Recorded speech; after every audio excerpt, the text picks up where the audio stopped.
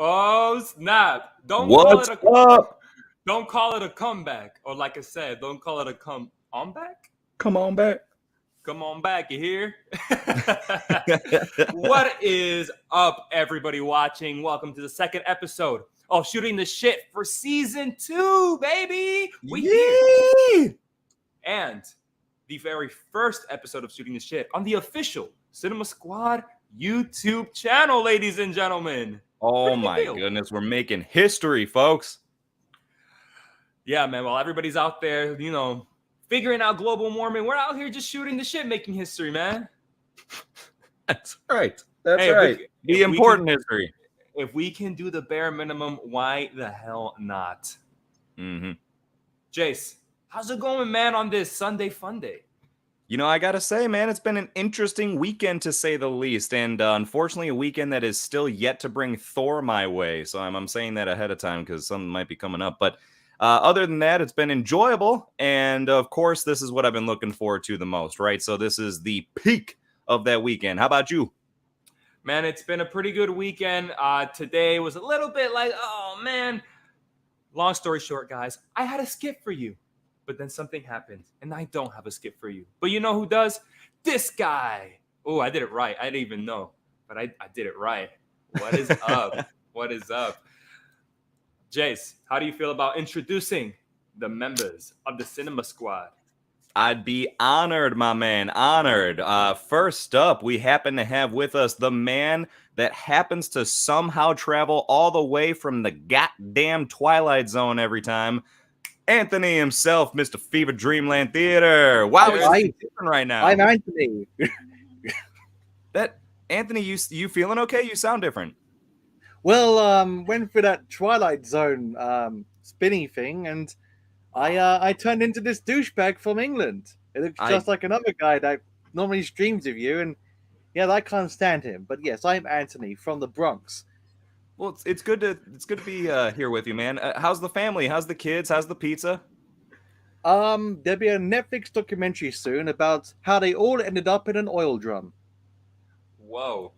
Okay. Well, it seems like Anthony is getting ready for a Broadway production of Mary Poppins. Well, it's the trilogy we've all wanted. Being from the Bronx and all. Well, see, and aside from Anthony here, we also are lucky enough to be surrounded by the absolute living animaniac that he is, right? The legend himself, Mr. Joe from GeekyHiJynx. What's up, guys? This is why I love going live, because you never know what could happen, right? You never know what could happen. You can even switch personality. Yeah. Your voice is sexier than I can remember. Are you from Manchester? Ooh, guy. Not that I know of, but why not? Stop it. Get some help. Oh, jeez. We're going in already. This was Joe, just one. How's England? How's England, Joe? It's very, very hot. There's no air. I'm sweating like a nun about to lose her virginity right now.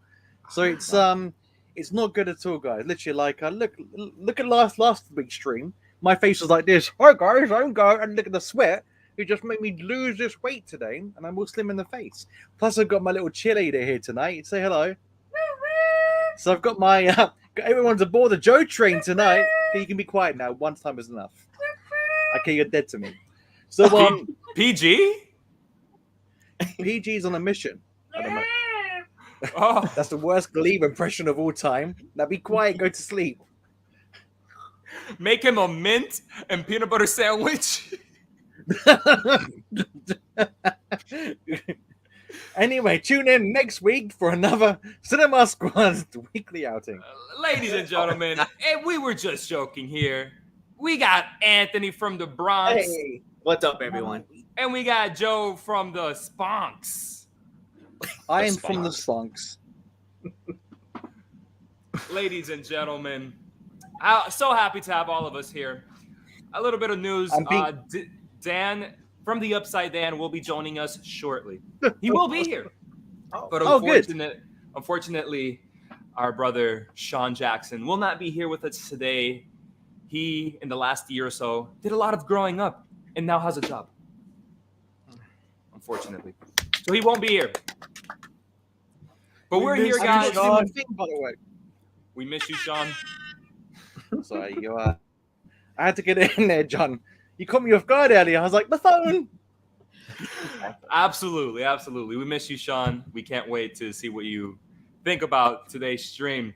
Guys, before we head to the comments, I do want to tell you guys, if you want to continue shooting the shit, it's going to be here from now on. So you got to subscribe to the channel. If you haven't subscribed to the Cinema Squad official YouTube channel, it's not in the description. You're on the channel, y'all. Believe it or not. So go ahead. Press that subscribe button, that bell icon. Like this video if you can. And, yeah, we love y'all. Thank you. And on a Sunday today. On a Sunday. That's right. On a Sunday. Kicking it off in a very interesting way. They're We told you, resting folks, for the we were going to squad. keep it a surprise. We don't know what day it's going to be each week, but it's going to be a day. We can assure you that. I think it's good, man. Everybody's going back to work tomorrow, starting that week. So it's like, this is like this is like the big send off, right? Like just hang out and chill with us for a bit. I think it's all good. Yeah. I think it's But now good you for got to this come week up with as well, just as good of excuses as to the other days. Sorry. I'll work on it. Yes. I'll start writing. Wednesday is really good because it's the hump of the. John, I didn't realize you were in Ireland, man. See, I'm in Puerto Rico right now. nice. I thought you were in Scotland. Looks very similar. Looks similar just like lakes. Scotland.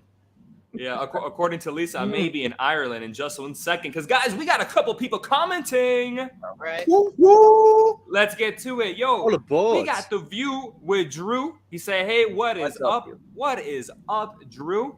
What's up, Drew? Guys, Sup, Drew. we got Lisa. We got Lisa here. What is up, Lisa? She says, hey, y'all, thoughts on Thor? Well, Lisa, you're getting ahead of us because we may have some thoughts coming up ahead, but good to see you nonetheless. Guys, we also got, y'all ready for this? We got Paul. What's What's up, Paul? Good to hear from you, man. Yeah. Evening, gentlemen. John, I hope fatherhood is Full treating you time is well. still the man. Jace, my Star Wars homie from across the pond. Geeky, I've missed you. Anthony, you still have Back the coolest to- voice on the internet. Oh, yeah, that is 100% true. Anthony has the you. coolest voice on the internet. Later. He does. Later. Jace, what do you think about that? I can see You the know, rage. if it was anyone else besides Anthony, I think I might be hurt. But I have too much respect for him to be, One Kenobi TV series. It's like one of those flashbacks of Anakin and Obi-Wan. It's like, your voice is good. You're cocky. It's one of those ones where we've seen Jace become evil Jesus. before our eyes. Jesus. Oh, Jesus. gosh. To answer you, Paul, real quick, fatherhood has been treating me well. I have been so blessed to be a father, to be a husband, but today was a little bit tough because I had something planned and I couldn't do it because fatherly priorities took over. But that's okay, man. It's all good. According to Lisa, though, Joe, I am in Ireland because it's raining really hard. Hey.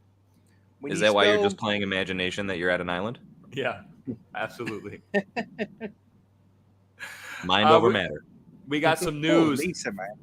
from The View. Good news, everyone. Got a new Blu-ray movie recently.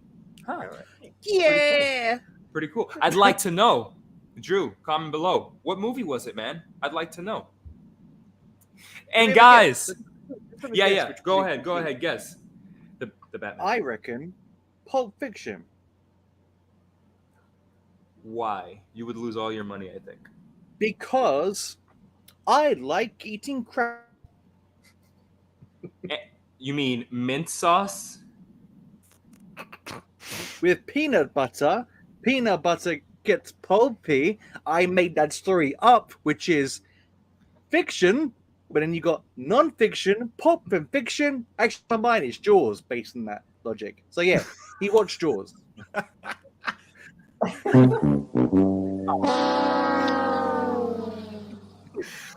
Say no to drugs, kids.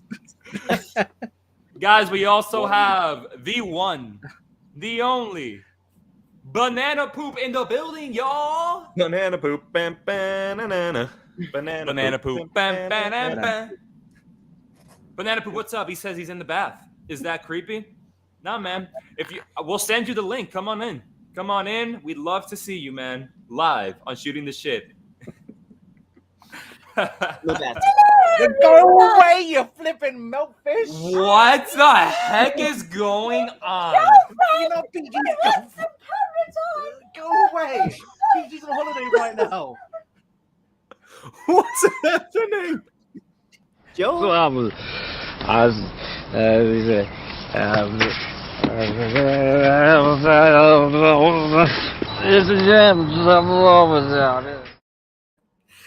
Okay, long story short, PG met someone. He's away at the moment on a mission, but he's flipping annoying girlfriend.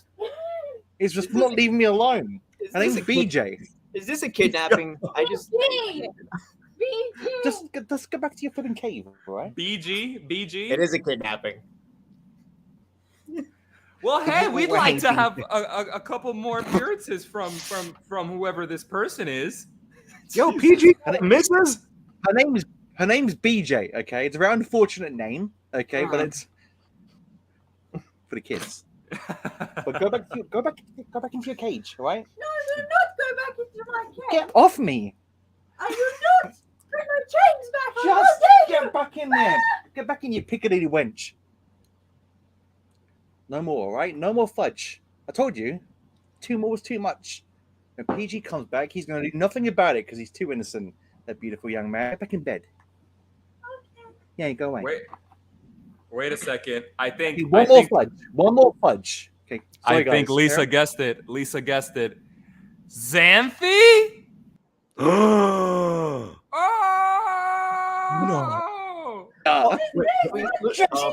Go back. Put some All clothes right. back on. Why you got 4 Oh. boobs? But carry on. Sorry, What is guys. going on right now? Guys, we got an answer to Drew. It was Edge of Tomorrow. Edge of Tomorrow. Sorry, guys. Back to what we were saying. No, that I was like how awesome. he picked it like Oh. that.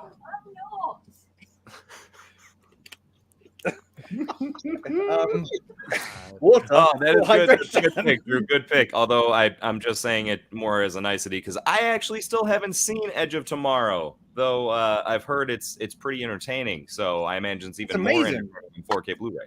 Isn't it got another name though? Live, Die, Repeat. Isn't that another name? For Yep. it? Yep, Live, Die, Repeat. Originally, yeah, it was Edge of Tomorrow. Then it became Live, Die, Repeat, and now people kind of go back and forth with it. It is a great film. I love Edge of Tomorrow. And I didn't think I would because I don't know if you guys remember, but the trailers for Edge of Tomorrow were trash, in my opinion. Anthony, have you seen the movie?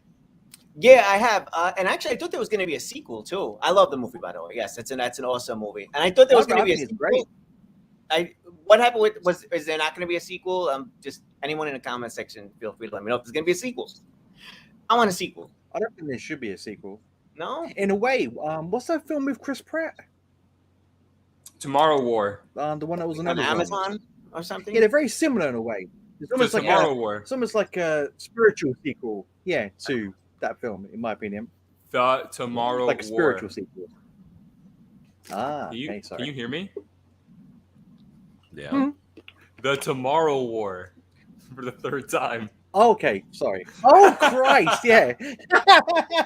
Yeah, sorry, Wait, man. Is it really? Is it similar fine. in storyline to Edge of Tomorrow in some A way? little, Yeah. yeah. A I'd little say bit. so. Like same sort of feel, look to it, character-wise, but they're both really good. I like them both. 'Cause I like Tomorrow War. So there is going to be a sequel to Live, Die, Repeat. The reason why there hasn't been one already, I think, has to do with scheduling conflicts. I know that Emily Blunt has a couple things she's doing. Tom Cruise was real focused on getting Top Gun Maverick out and focusing a lot on the Mission Impossible franchise, but it is still on the table. It is 100% one day going to happen. Don't know the year, the month, I can't tell you, but it is 100% going to happen unless everything falls through. Yeah. Well, I can't knock it because like Maverick was good. You know what I mean? And that was a sequel, so that came a bit after. So you know, Tom Cruise is no chump when it comes to sequels. Guys, we got somebody else in the chat. We got D Movie Man. Hey. What's up, dude? Bum, bum, bum. He says, "Hola, my cinematic compatriots. I would love to hear about one of your best and one of your worst movie night experience, also known as at-home movie watching." What? Okay, I'd like to get started with my co-host, Mr. Burja Rocar. Well, definitely one of like for a worst. I don't want to be a repetitive story, and it's also not an at-home movie watching story. But I'd stick to one that I brought up about 10 Cloverfield Lane, about how like disappointing overall of an experience that was for me. Only because, by the way, I'll re-clarify without having to go through the whole story again.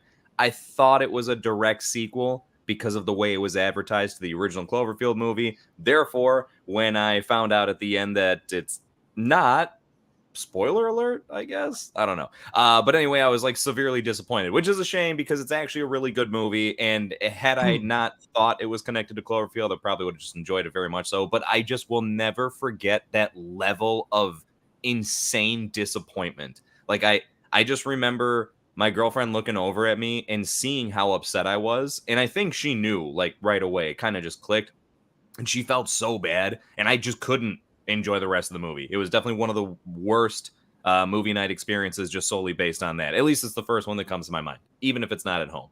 And unfortunately, the second one that I have as far as the best is not at home either, because I would just say that probably one of the best experiences, at least in quite some time. I don't know if it's the best, because I think Infinity War might be up there, but dude, No Way Home. When I got a chance to see that in theaters for the first time, it was so nuts as far as the amount of crowd reaction. And I know this is a hit or miss. Some people prefer when there's not a lot of crowd reaction. It's like, shut the fuck up, I'm trying to watch a movie. But I really dig it when people are like that into it, because I'm that into it. So it was awesome to have so many crowd cheering moments and everything. So that would be my worst and best there. No, great choices. And I think when it comes to the best, some of us, maybe just one of us, may agree with you, may share answers with you, right? But I want to know what Anthony thinks. It's a good question. First of all, I think for best experiences, it was somewhat recently. I went to go see the latest Spider-Man movie with my oldest son, and again, the crowd was way into it. He was way into it. Everything went right, no complaints, and it was just such a nice, awesome father-son experience. You know what I mean? And I just love being able to share Spider-Man, which is one of my favorite, comic book characters. Worst experience. I mean, I have a lot of like typical experiences, like at theaters, with like maybe babies crying or something like that. One of the more goofier experiences was seeing Iron Man 2, which I'm not a fan of that movie anyway, so that didn't help. But when I went to see Iron Man 2 many years ago, there was somebody sitting behind me. I'll keep the story real quick. There was somebody sitting behind me. He was very, very, very into the movie, let's just say. So he was sitting up very close in his chair, which was behind me, and practically whispering sweet nothings into my ear. And he was very into the movie, and he kept repeating over and over, yeah, come on, Tony, come on. Tony, come on.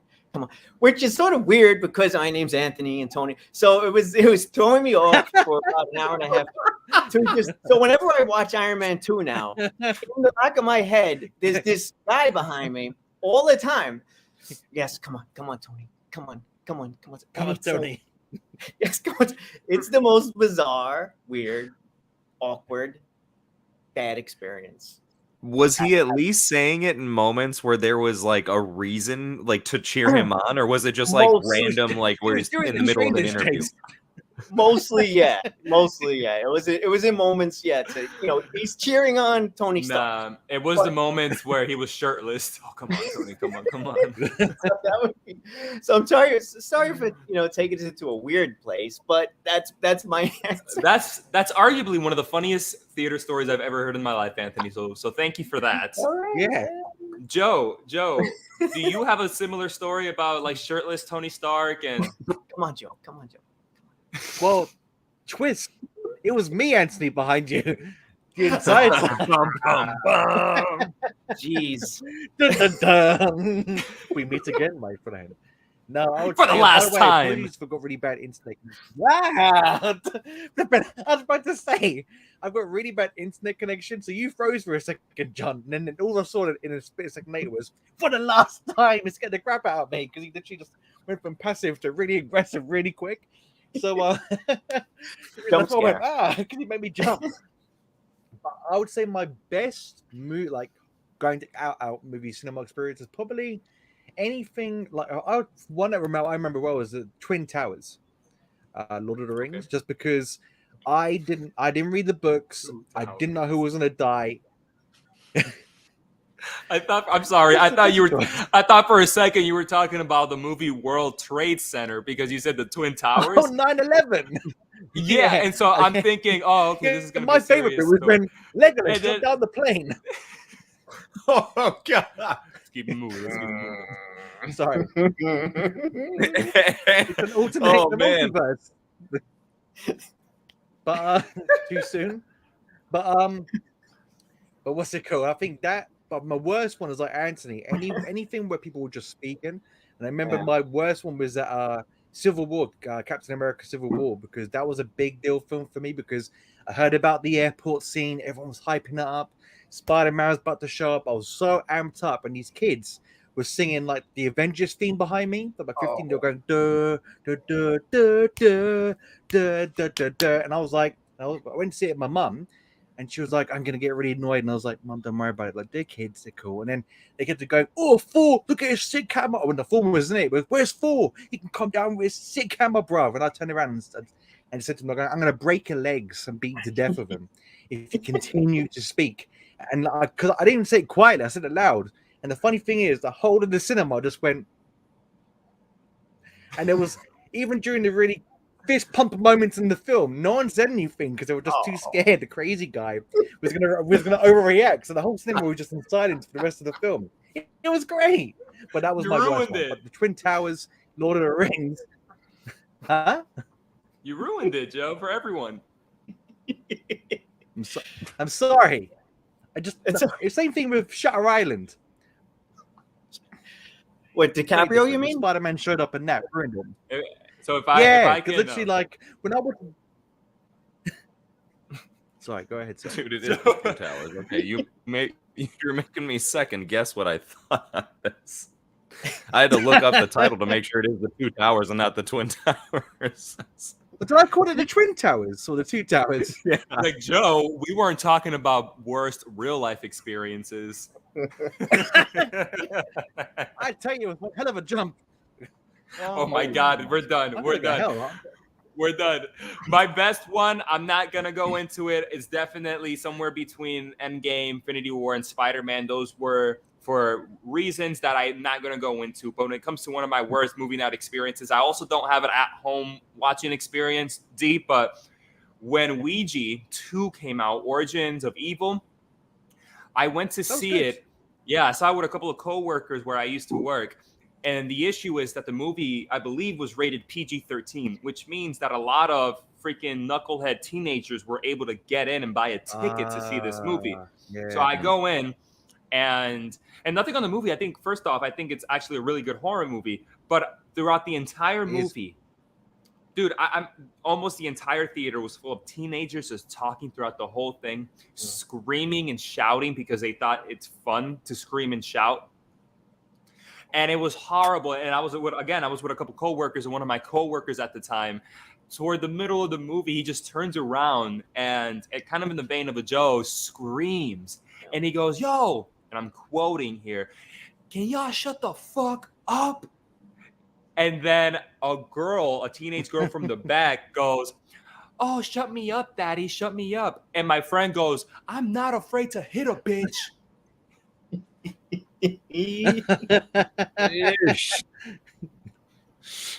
That was my experience with Origins of Evil Ouija.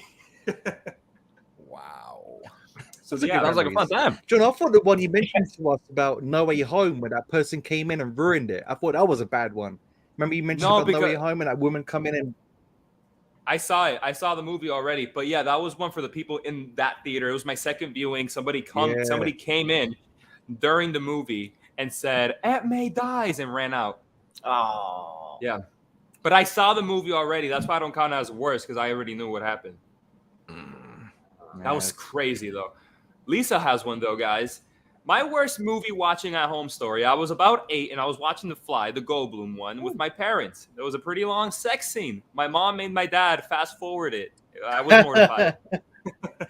I love the fact it was the mum. Dad was like, "No, what are you doing? This is the best part of the film." Oh, my God. You know what? Oh my God. So Lisa did say something, but I think we could kind of just fast forward through this because we answered this last week. But she's asking, "What's our favorite movie so far this year?" I know mine was Everything Everywhere All at Once. I believe Jace, you share that sentiment. Same thing. Joe and Anthony, I'm not 100% sure if you answered, but if you can just quickly answer, what's your favorite movie of the year?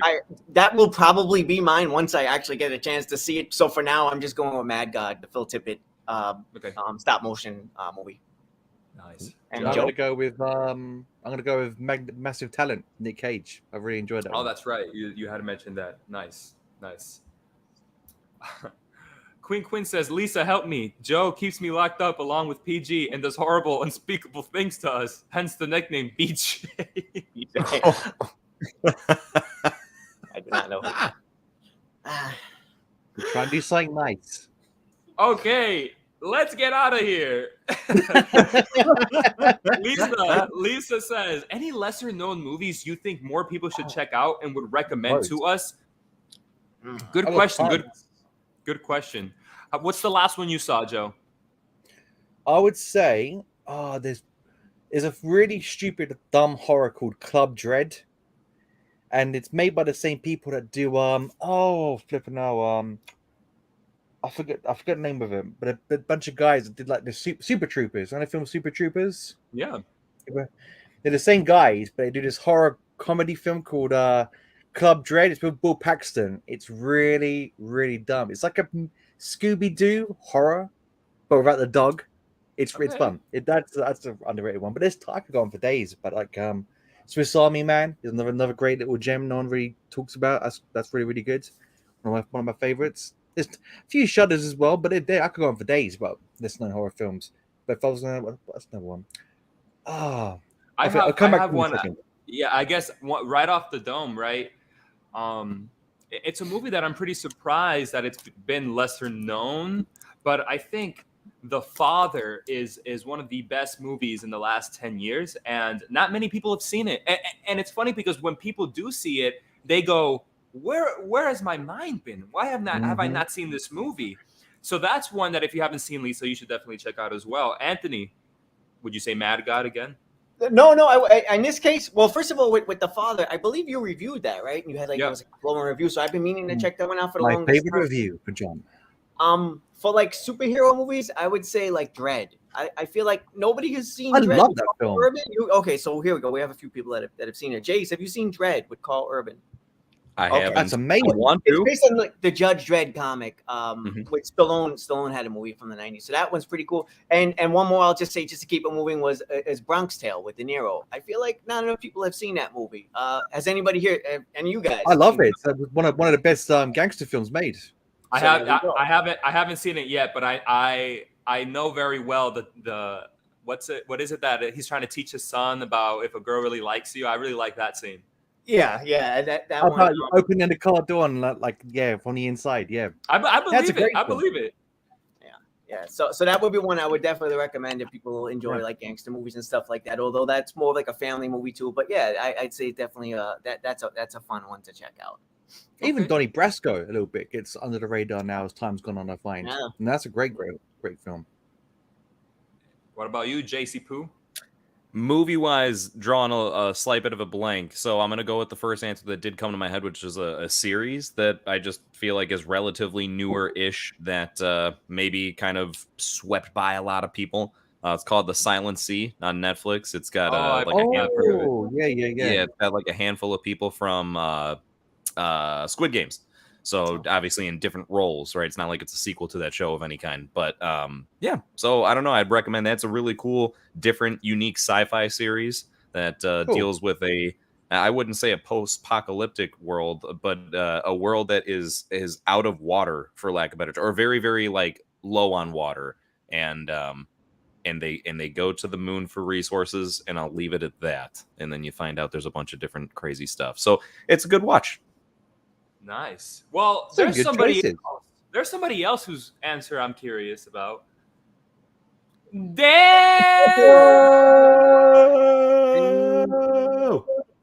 Hey everyone. I'm sorry.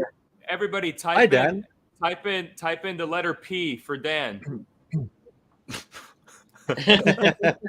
Dan, Yeah. what's your answer, my guy? I saw you in the lobby hearing us out. So I would say I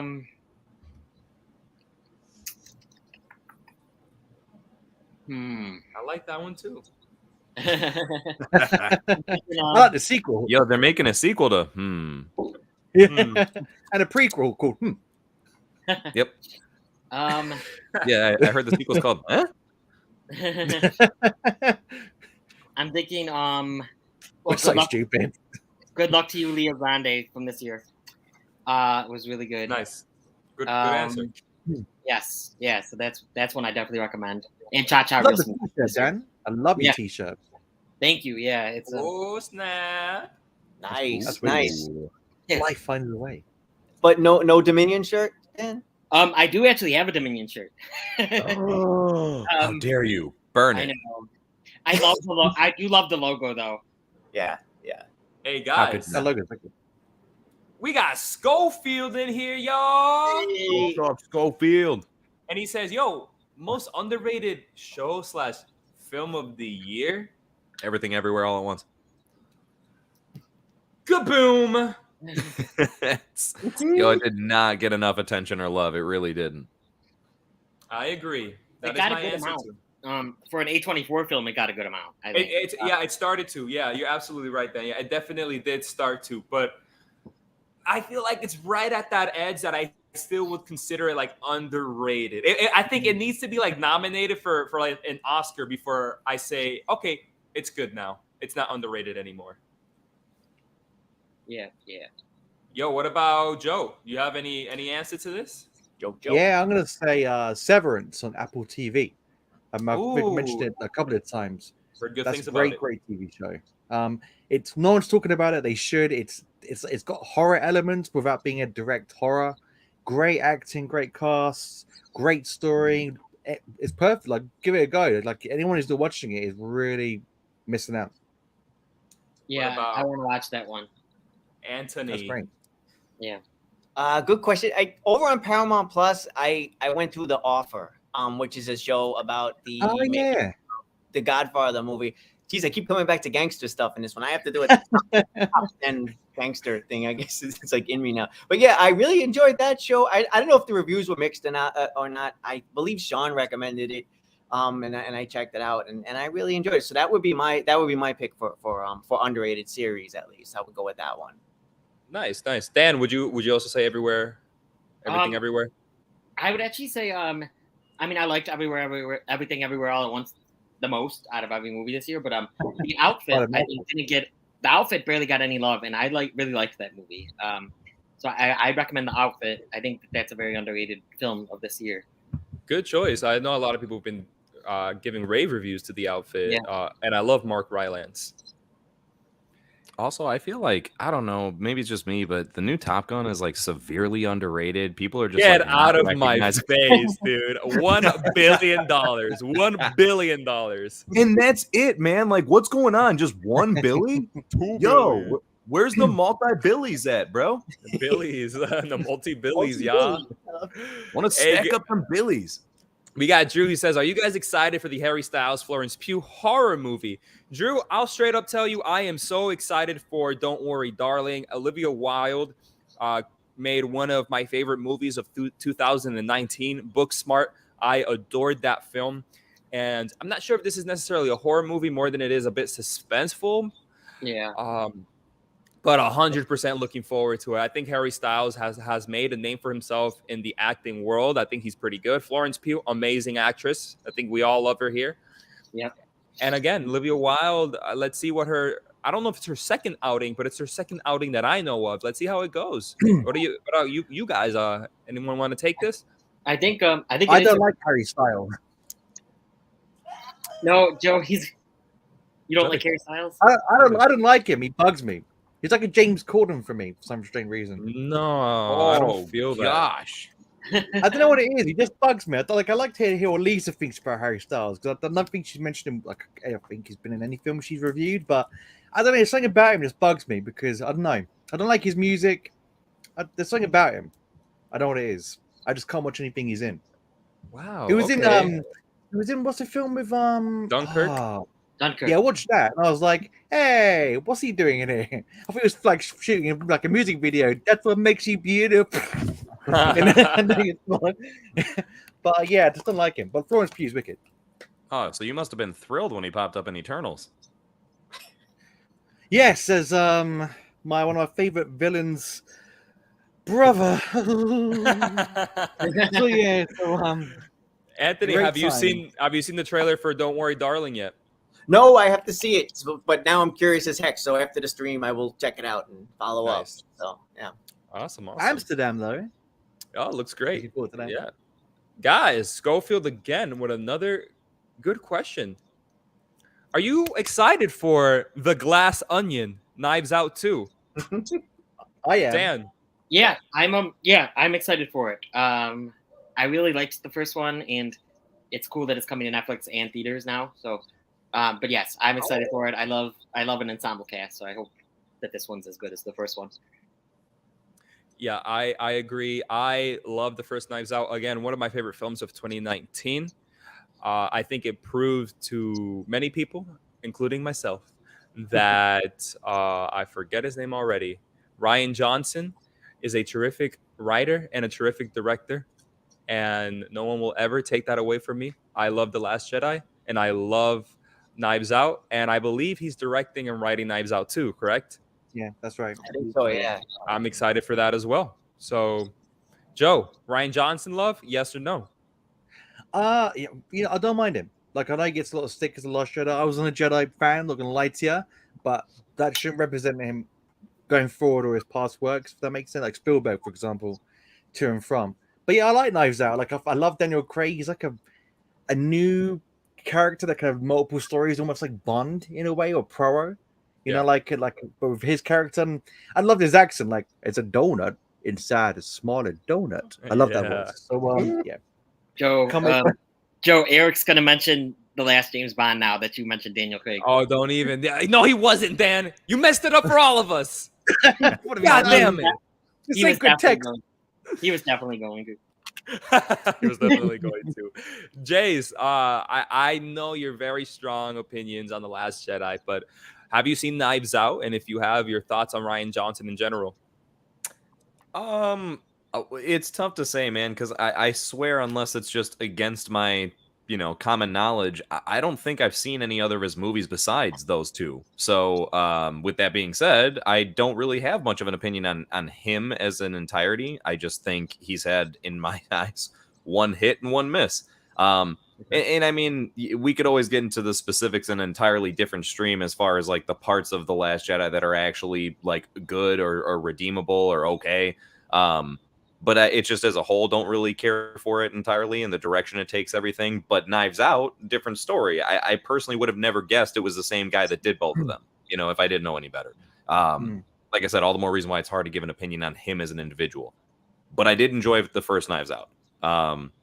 Is there any like announcement of the cast for the second one whatsoever? Yeah. There has been, yeah. Yeah, Like Off the top of my head, I can't tell you, but it's Yeah, same here.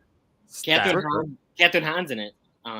Oh wow. Yeah, but there's Catherine more Hahn's the more than her. Yeah, we got. I think Dave Bautista's in this. I think like, Yeah. Wow. dude, everyone's in this, and their mom. James Corden, Harry Styles.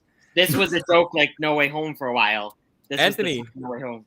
Did you check out Knives Out? I love Knives Out. Yeah, that was such a pleasant surprise. I'm like an old school Columbo fan, so I was so happy to see a new new detective story, like a new mystery. Like that was just we don't get a lot of that nowadays, so it was just a really pleasant surprise. Yeah, I mean, I have my issues with Last Jedi, but yeah, no, I love Knives Out. Definitely looking forward to it, to the sequel, I should say. Nice. Joe, I just read Aquafina's going to be in Knives Out too. Oh! Are you joking me? And Horace. Flipping hell, you Horace have from to him right. Cruella. And Horace. Yeah, Horace Cruella. Yeah, the character Horace, not even the actor, the character. Yeah. Hello, everyone. I'm here to take over from Daniel Craig. A donut in Spider. Don't want a donut. Did somebody say what's- they've got donuts? What's that game where you pick 3 people and you choose, what is it? You marry one, you fuck one, and then you kill one or something like that? Or isn't that it or Yeah. something like that?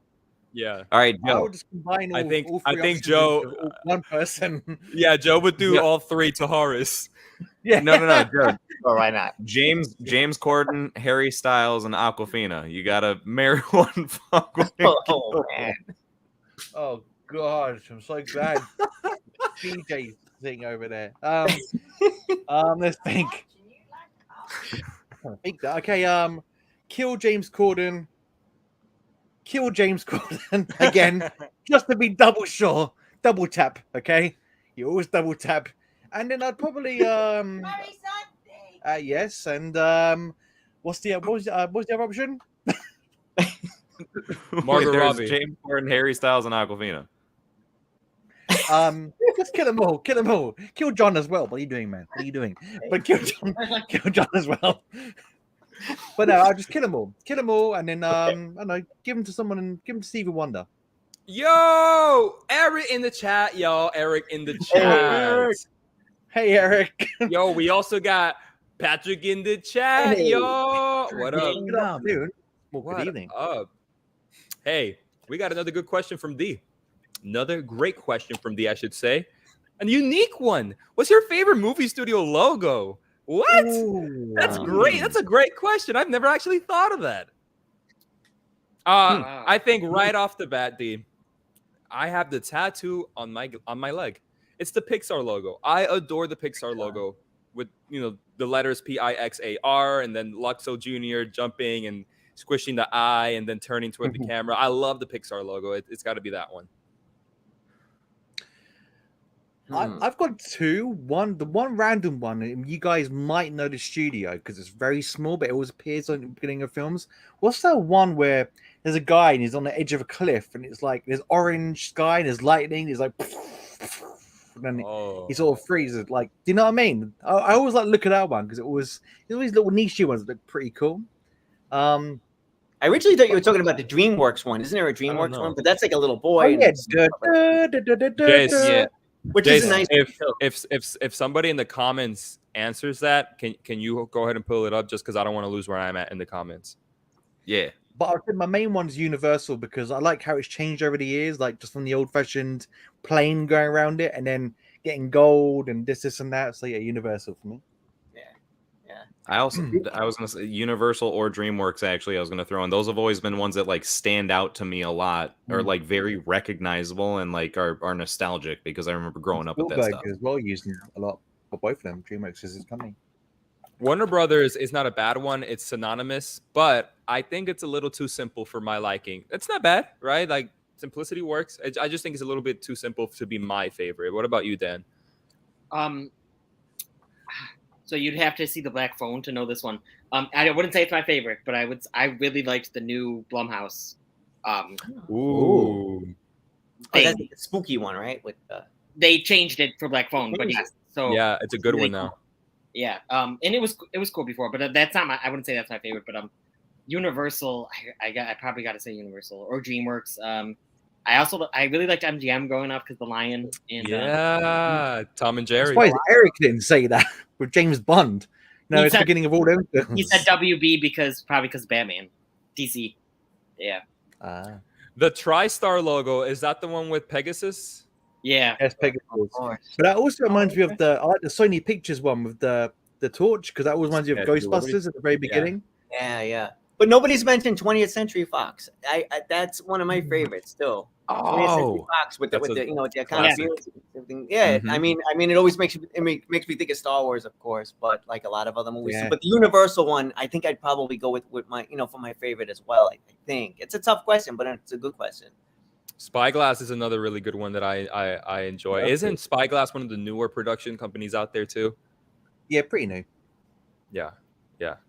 Oh, cool. All right, so Star Wars misses 20th Century Fox. Yeah, I think we all do sort of. It's weird when 20th Century Fox comes out with a movie. I kind of don't even remember it anymore. I just another Disney film now. Yeah, It just feels like that. Joe, that sounds like Jerry Bruckheimer's Yeah. film logo. could be that. Bruckheimer. I know It's not that didn't one. they have It's that like for a Top guy. Gun? It's not that one. There's a guy on the edge of a cliff, literally on a cliff edge, and he's looking into the rain and lightning and stuff, and it kind of just freezes. It looked like it was like that, like with his arms out. It's really random. I You've don't probably seen it know. a couple of times, but I like Bad Robot as well. That's a cool one. That's a funny. That's a funny one.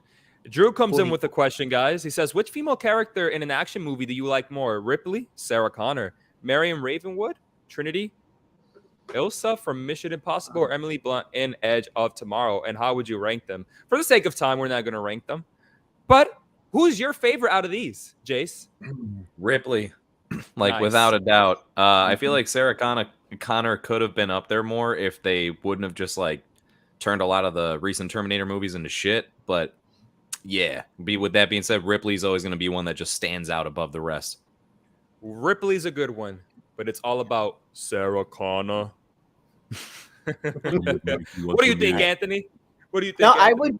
Yeah, no, it's a tie between Ripley and Sarah Connor for me, but I would probably lean toward Ripley because I just love her character progression from that first Alien movie, and then she steps up and becomes more of a heroic role in Aliens, and whatever, the movies fall off a little bit after that. But Ripley was always the best part of those movies for me. Well, Ripley. I think there were 4 of them, right? With Ripley. So yeah, that would be my pick. Would be Ripley. Another Ripley. What about you, Joe? Yeah, I'm gonna go. The guy is Ripley because more grounded as a character, less super, and like in a terrible situation. So Ripley all the time. Damn, Jace, you out here stealing my thunder, bro. Damn. Everybody choosing It's Sarah Ripley. Connor again, John. Yeah, Sarah Connor. My day is complete. Dan, say Sarah Connor. Well, that's not my answer. Damn. Oh. Yeah. Denied. My answer. Don, I thought you were taking me out. That's why I was like pausing. Probably Reva from Obi-Wan Kenobi. Oh my No, Ripley.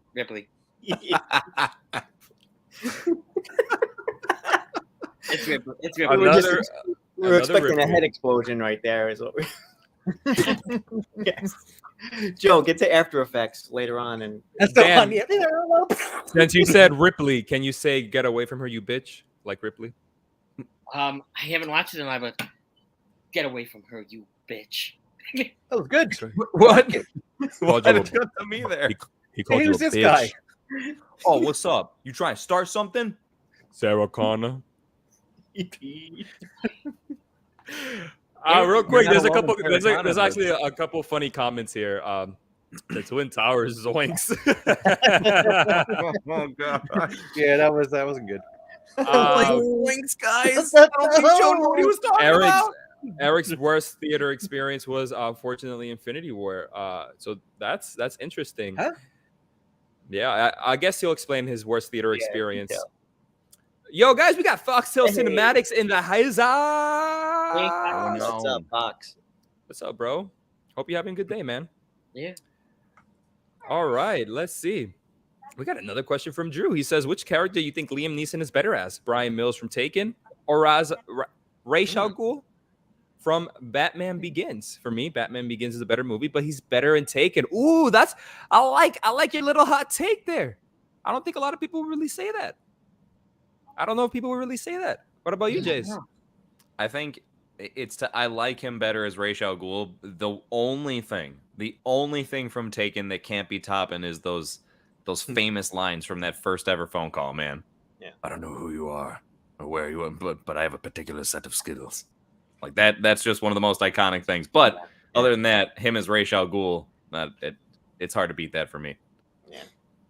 Same here. Same. Yeah. Yeah, same here. I think.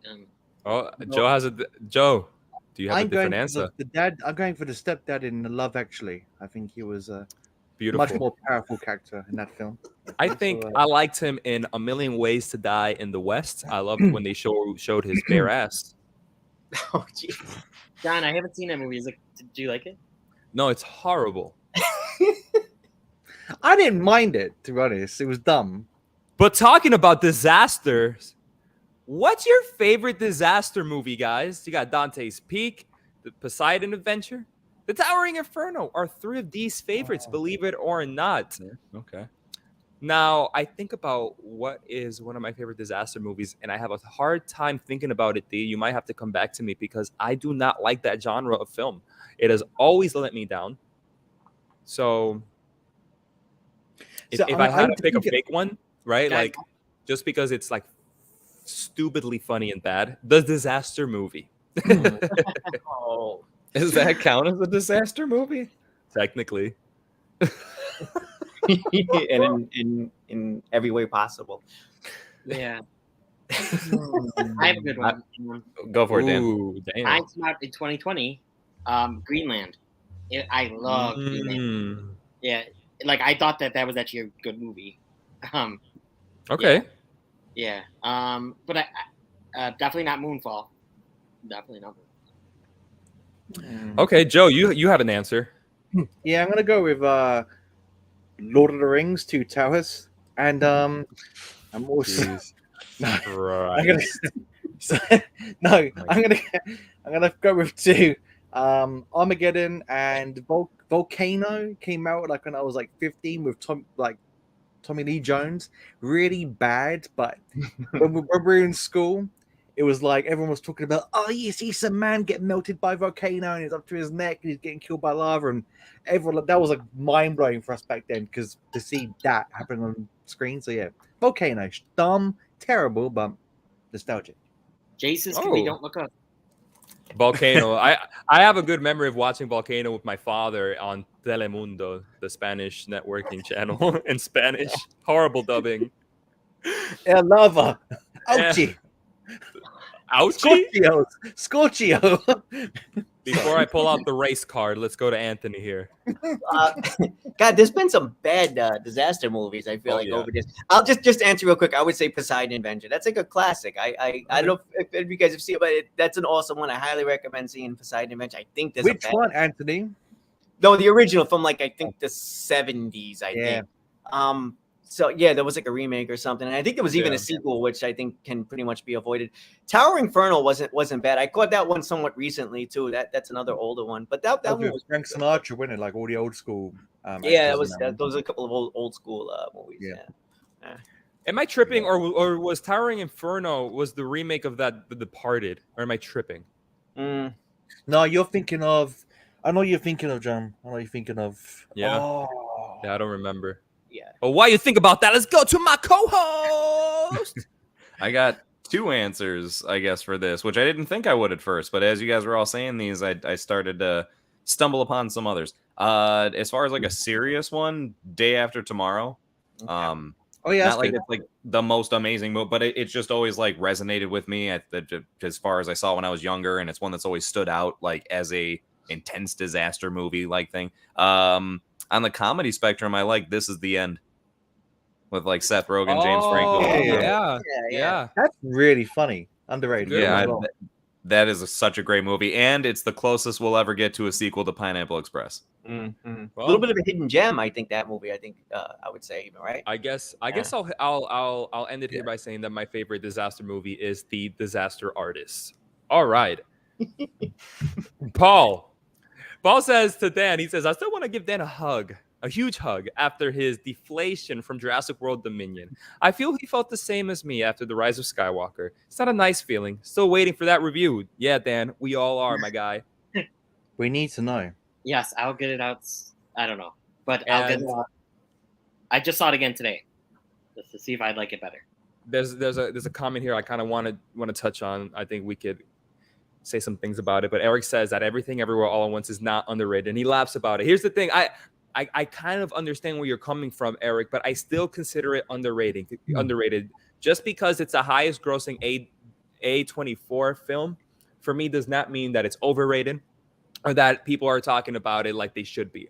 I do still think that many people still have not given this film a chance, and they should still give it a chance. So for that reason alone, I think it's underrated. Though I sort of understand where you come from.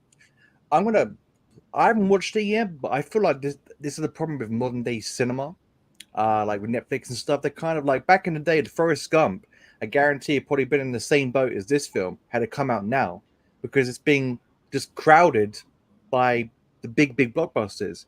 So it's like films like Shawshank and that wouldn't be classics now had they come out now, whereas that if they come back in the 90s, I think would have been way more spoken about.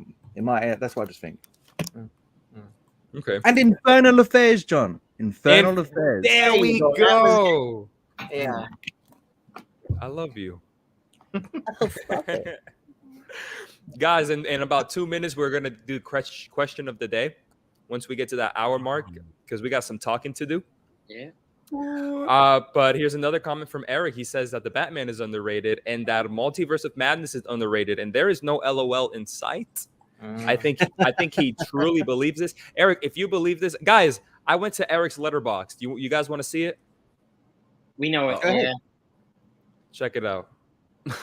Oh my god. It's Eric's letterbox. Accurate. No, it's not. We love you, Eric. We're just joking with you. It doesn't look real, right? We had it because it looks like it's actually from Letterboxd. It's a meme I found, so I just decided to put it in. Guys, let's answer the moments I believed it. Let's answer one more question quickly. Once we get to the hour mark, is question of the day. It's from Drew again. He says, aside from You've Got a Friend with Me from Toy Story, what's your favorite song featured as the soundtrack for a movie? Skyfall by Adele is amazing, but What I've Done from Transformers. Okay. Is amazing. What I've Done from Transformers is another option. That's what is also amazing. Gotcha, Drew. You've Got a Friend of Me is a great choice. I love Toy Story, but I don't know if that would be mine, believe it or not. Whoever's got the first answer, go ahead. One of my favorites. It's not my favorite, but I'm just going to throw it in to start the momentum here. Circle of Life from Lion King. Amazing. Feel it's That such whole a iconic song. There's so actually like almost the entire soundtrack of that movie could almost be thrown into here. But yeah, that's like one of the first ones that popped into my head that is just as far as like a really, really standout one. So yeah, there you go, Drew. I would say just because it's recent, I wouldn't say my favorite, but I Ain't Worried by One Republic and Hold My Hand by Lady Gaga for Top Gun Maverick. The good one. Yeah. Nice. Yeah. I think a song that took off, and it is the theme of a movie. And Joe, you'll love me for this, but what's the song? I forget the title of the Shallow from A Star Is Born. Oh, great song. Great song. Ezra Miller would punch you in the face right now. Jesus Christ. Too soon. Anthony, is there a song that you like within a movie, and can you sing it for us in perfect notes? Let's see. Oh God, I don't. Well, to the second part, no. But I think Little Shop of Horrors. The entire soundtrack is awesome to me. So yeah, pick any random song from Little Shop of Horrors, and that would be it for me. Big fan of that movie. Big fan of the music in that movie. And I'm not the biggest musical fan around, but there you go. I love that one. You're not looking forward for Joker 2? Oh man, Ah, Joe, hear that. you're the last one, I think. No, Unless I love musicals, man. So if I'm gonna pick soundtracks to ring them off quick, Little Shop of Horrors, Rocky Horror Picture Show, yeah, Team America, and South Park. My favorite.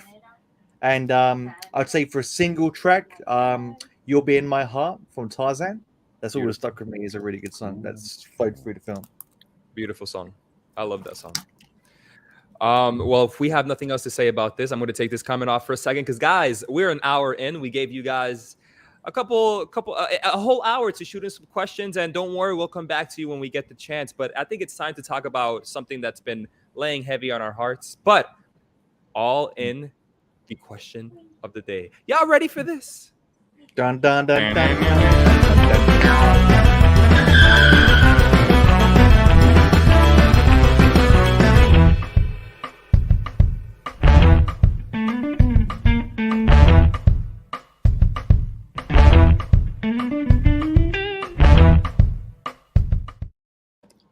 Wow.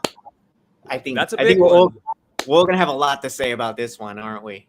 Which is why that's why I gave everybody an hour to shoot in questions because I think but I will say, like, I want to try to at least not take up a lot of the time answering this, but definitely pour our heart out and be satisfied with what we were able to say. Sure. I do have a lot of to say about this. I think the easy answer here on my end is that I am experiencing Marvel fatigue. I definitely am. I think it goes a little bit deeper than just going because the films are not good, in my opinion. Lately, there has been, and I wrote some notes here, just points I kind of want to touch on with my little rant here. There's been a divide lately with Phase 4. People either like it or people don't like it. And no matter where you stand, like, I appreciate your opinion. No matter if you say that Phase 4 is the best phase that the MCU has given us, or that you think it's the worst, I appreciate your opinion as long as you respect each other's opinions. I respect your opinion. But I think lately people have been making excuses for other people's opinions, and that's been something that's been weighing heavy on my heart.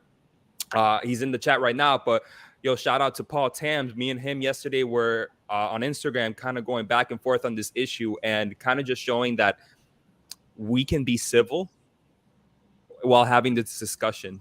I am going through Marvel fatigue. He is not. He's really enjoying it. And we were so civil about it, and we were going back and forth. We were making jokes and banter, and I really appreciated that, Paul. And Paul actually has a video out talking about this subject on his channel. And if you guys haven't subscribed to him, he's in the chat right now. Go to his channel, check it out. Great video. So, Paul, in no way is this aimed towards you, man, because in every way, I respect what we were able to talk about yesterday. But there have been other people, vast majorities, that are getting offended because they disagree. Don't ever come into my face and make an excuse as to why I feel the way I feel. Like, that's gonna piss me off. Don't ever make excuses because I feel the way I feel, because I don't make excuses for the way that you feel, and I hate that. I absolutely hate that people have been doing this. Listen, I'm a Marvel fan, but I will never blindly follow a franchise just because I am a fan. Just because of all the great things that they have done, I will never blindly follow. I won't. And not saying that the people that are liking it are blindly following. I believe that they genuinely love this franchise and everything that they've been spewing out here. But I haven't. And I made this argument of sorts with Paul. And it was that we have gotten 12 Marvel properties in a year and a half. And do you guys know, since the incarnation of the MCU, we hadn't gotten to 12 Marvel properties till 2015. That is a big jump. And I think personally that we have been seeing the dip in quality in the MCU since Phase 4 has started. But right, well, that's an answer to the question. I get mad at the people that don't understand that Marvel fatigue could be real. 7 years, 12 properties, and in 1 year, 12 properties. I'm tired. I am tired. I am sick and tired. And I think it's time to hop off the bandwagon. Oh, but you can't say that. You liked Spider-Man No Way Home. So? Well, why are you saying that? You liked Endgame, right? Why are you mad Marvel's doing, something different? What are they doing different? For me, it's all the same. And again, who cares that I like No Way Home? I do like No Way Home. But out of 12 properties, you want to pick that one out and say, here you go. Here you go. You like that one. So you're being a hypocrite. How am I being a hypocrite? Just because I like one? No. Dude, I'm sorry. But the way that I've been seeing Marvel lately has been quantity over quality. Yeah. And right now I'm at a point where I'm sorry, guys, but I'm tired and I am off the boat for now. I'm on the bench line. I'm on the bench line and I'm not going back in until they give me something worth going back in for. And I don't think it's bad to be tired because, again, with my comparison, it's been 12 properties in a year and a half. I am tired, guys. Now, that's really all I got to say.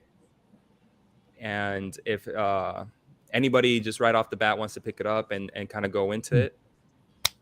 I'll chime in quick because it's actually one of the main reasons why I kind of got off YouTube. For honest, I just got bored of it all. You know what I mean? Like, I grew up with Marvel, DC, Star Wars, and I know lots about them, but I never speak about them because I'm just not passionate about talking about them anymore, which is anti me. Like, when it comes to Spider-Man, I know crap loads, but I don't want to see a film about Morbius. He's nothing in the comics or cartoons. And I feel like you said, it's like coming out the desert and you're hungry. Someone's like, margarita pizza, and you're like, oh, margarita. And then next day he's like, margarita pizza, and you're like, sweet, another pizza. And then on the 5th day it's like, margarita. Any other toppings? And then we have a stuffed crust, and it's like, okay, and that's No Way Home. Bit different. You're above the trends, but for me, I'm just bored of it all. It's almost like the cutscenes in a video game. The quick time events. It's like they've all become quick time events and cutscenes with nothing in them. And like, I haven't seen the new Thor film, which I know you guys are going to talk about. But I can imagine watching Doctor Strange and watching that back to back. It'd be such a massive tonal difference. Whereas in everything leading up to Endgame, even though at least there was a flow and consistency and with the Infinity Stones, and I'm just bored of it all. Like that's what I'm talking about with everything all at once. It's like I've already just watched those kind of films and Shudder films. Say what you want about them, but at least they offer something different. At least they're doing something different, and they entertain me in a way that might be bad or good. But Marvel films, same formula. Like it doesn't change. I'm not excited anymore for any of them. Even like it's kind of done. Like you said, John, until they drop something new on my lap that'll reinvigorate me. But there's just nothing new. I'm not excited for a Marvel film anymore. Whereas before, I'd be online, buying my ticket, in front of the queue, running to my seat, telling everyone to shut up or I'm going to break their legs. And now I'm just like, yeah, do what you want, guys. Speak. I don't care. Real quick. Yeah, Eric, no, I like those things. But what's that? 3 things out of 12 properties, Eric? I'm still talking about the majority nonetheless. But that's me. Hi, Katie. Hey, Katie, what's up? Hey. Sarah. Yeah, real quick before I give it to either of you guys up on screen right now, but Paul put something real quick. I think Joe's hit the point I tried to get across. There's enough stuff out there to pick and choose what you like and dislike. I don't expect everyone to like everything Marvel put out. Absolutely, Paul. And I'm happy that we can be in the same playing field here, right? There's so much to pick and choose, and that's fine. I guess my anger, Paul, is coming from people that want to make excuses for me not liking something. Like there's no excuse. I don't make an excuse when you love a movie, and I don't expect other people to make excuses for me when I don't like something. But yeah, I'm with you, Paul. Freaking Paul, man, he's the best. Paul is the man. Jace, I'm curious as to what you have to say. Hold on to your butts. So I feel as though I'm very much in a position where I see both sides of the fence. I do not consider myself to be a person that would I wouldn't qualify myself as someone who has Marvel fatigue. Okay. I'm still definitely like on the bandwagon, if you will. Well, not like this makes or breaks the difference here, but I just wanted to like Tick show it some off. love there. Because I'll put it this way, it's just I feel like again, it's the people who are trying to kind of almost like guilt the people who are not liking things into like, well, you're just not seeing the right stuff, or you're being too harsh on it, you're too quick. I think they're not really looking at the full picture, dare I say. And I get it, everyone has different perspectives on it. So, right, it's to each their own. With that being said, I don't dislike the stuff lately because I think it's all the same. As a matter of fact, I don't, right? I would, for in the most respectful of ways, like for John and Joe, when you were thrown out there about it being like a rinse, cycle, repeat thing, or like, the same dish being served, as much as I understand because it's all superhero related stuff, I don't look at it that way. I don't see any of these projects that have come out recently as to be similar to each other, but that's not why I don't care for them. It's because they're put together like shit. The writing behind a lot of these projects is shit. The actual directing and editing and story flowing process and character development in them is shit. It's going back to the whole, it's right, quantity over quality. That's my issue. It's not the diversification or the fact that they are going and throwing in different types of stuff as far as like different styles of movies that they didn't have before necessarily, like how they're having horror elements with Multiverse of Madness, or you know what I mean? Like they're incorporating different things. I give them credit for that, right? Even Miss Marvel, something where it's like maybe not exactly my taste, but I appreciate the fact that they're introducing something that is more engaging for, let's say, a younger audience. That doesn't take away from the fact that while I still haven't seen like the most recent episode, but Miss Marvel is like, in my eye, hitting the mark on almost every episode. It's like slowly just trickling down. It started off pretty decent. I was like, hey, okay, like good for them, right? And then it's like, I get to the point where with the most recent episode I saw, which was the 4th, I know there's the 5th out, I literally sit there and just wonder like, all right, what the fuck is going on at this point? And I should never as a viewer have to kind of start to question that. Whether it's for me or not, I'm going in with an open mind and giving it a fair shot. I really am.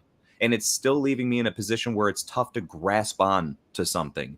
It's just kind of, it's like kids in a playground that it's like, hey, we've now amounted a fortune to give these kids a playground.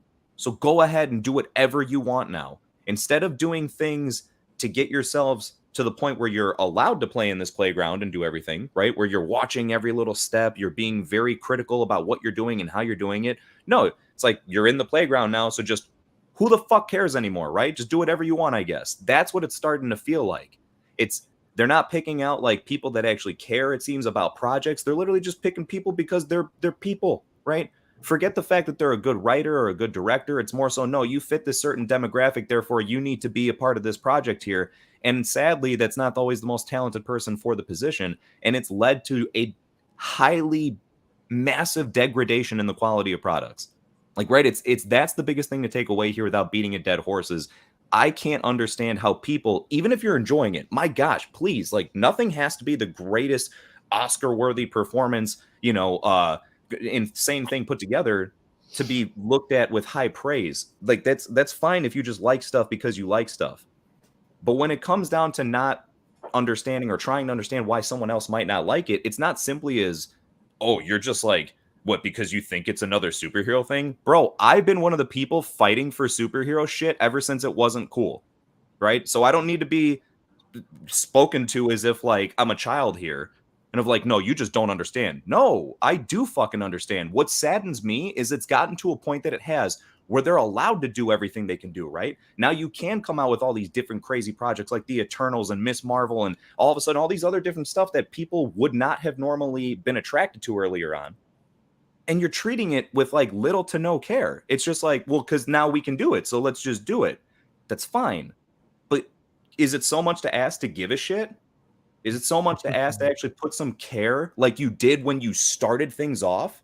You cannot sit there and tell me watching anything from phase 1 or leading up to Endgame, which is where there's a significant difference and drop off, anything up to that point. You can't tell me that if you watched anything in phase 4, there's the same level of care. It feels like adults who knew what they were trying to do, who then eventually decided to let their kids go ahead and take the wheels to the car and go ahead and just drive wherever the fuck you want now. So that's one of my biggest things. And I say that again with not having Marvel fatigue. I still haven't seen Love and Thunder. I don't know how that's going to go, right? It doesn't seem like it's been everyone's favorite, so we'll see. But even then, I'm still excited to see it. And if it's shit, it's shit, and I'll call it shit, right? I have no problem just calling stuff like it is. And even after I think it's shit, if I do, I will still be down to see what the next thing is, right? I don't know when it will get that point where I got to call my limit, but I don't have Marvel fatigue. I just think it's unfair to not understand the critiques. They're not unfair critiques. I'm not sitting here trying to nitpick of like, dude, it's all comedy. No, they just don't seem to give a shit. And I don't see how that could kind of be argued at this point. But I could easily keep going, so I'll throw it over to the next. No, yeah, absolutely. And you made some great points there, Jace. I appreciate that for sure. Something that you kind of went through right now, and Paul kind of mentions, and I kind of want to spin it real quick because he says Marvel have been a up and down rise since the start, in my opinion. Iron Man 2, Thor: The Dark World, Ant-Man 2, which were all lower rated Marvel projects. And I think it's not stupid for me to say that's obvious. Iron Man 2, Dark World, Ant-Man 2, like there has definitely been Marvel films are the lower rated projects. At least there was a structure there. There we go. Thank you, Joe. I was about to say that I think the first 3 phases there was a structure there, right? And then maybe here but where I see phase 4 as to where my fatigue finally fit in is that it was just a fatigue set in. You know what I mean? I did really quick because Wardrobe done my 2-second thing, but I feel that TV shows have really watered down what a Marvel film should be.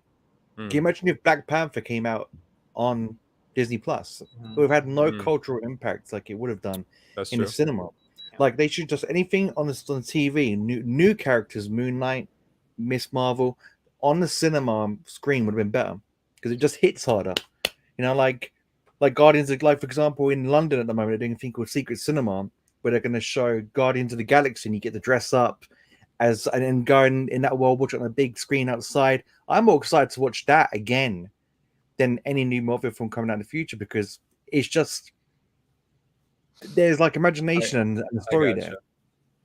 Dan, I'm curious about your thoughts here because I know you're maybe like in between. Like I think Jace is right in the middle. I'm on one side, and I think you're probably on the other side. Yeah. Maybe not lately. No, lately, yeah. No, I've been feeling Marvel fatigue. Since not too long ago. Like Doctor Strange 2 was when I started feeling Marvel fatigue, kind of at Eternals, but not really. It's just too many projects a year. I've enjoyed the shows. I like them. I look forward to them.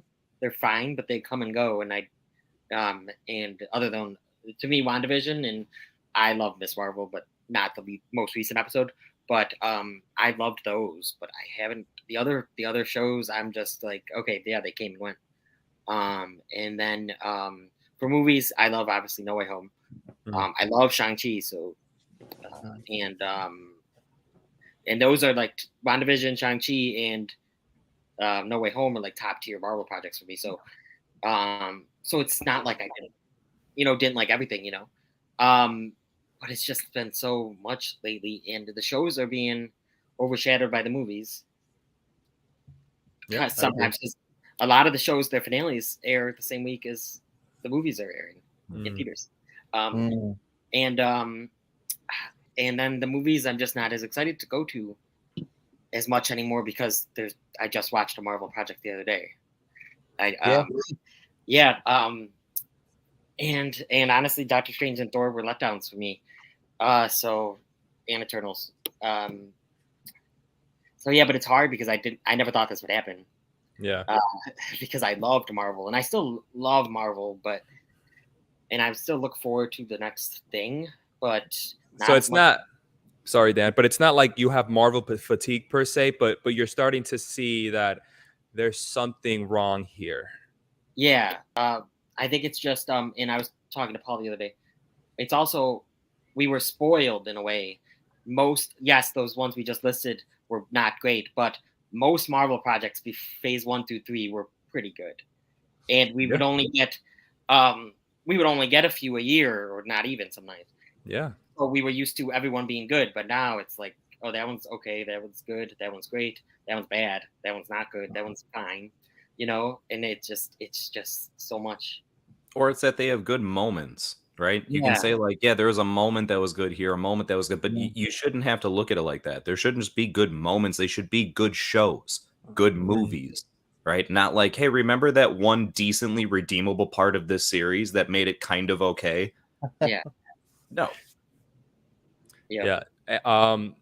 Anthony, I want to end it here with your thoughts. I'm All right. curious because I know you're a big superhero guy, and don't know if you've read the comment here as well. If there's any way, I'm not forcing you to, but if there's any way you can kind of twist that up with how that same thing is kind of happening with Star Wars, give it a shot, my man. Yeah, so Lisa is saying the amount of Marvel shows is crazy. Same with Star Wars. I think that I tend to agree with that.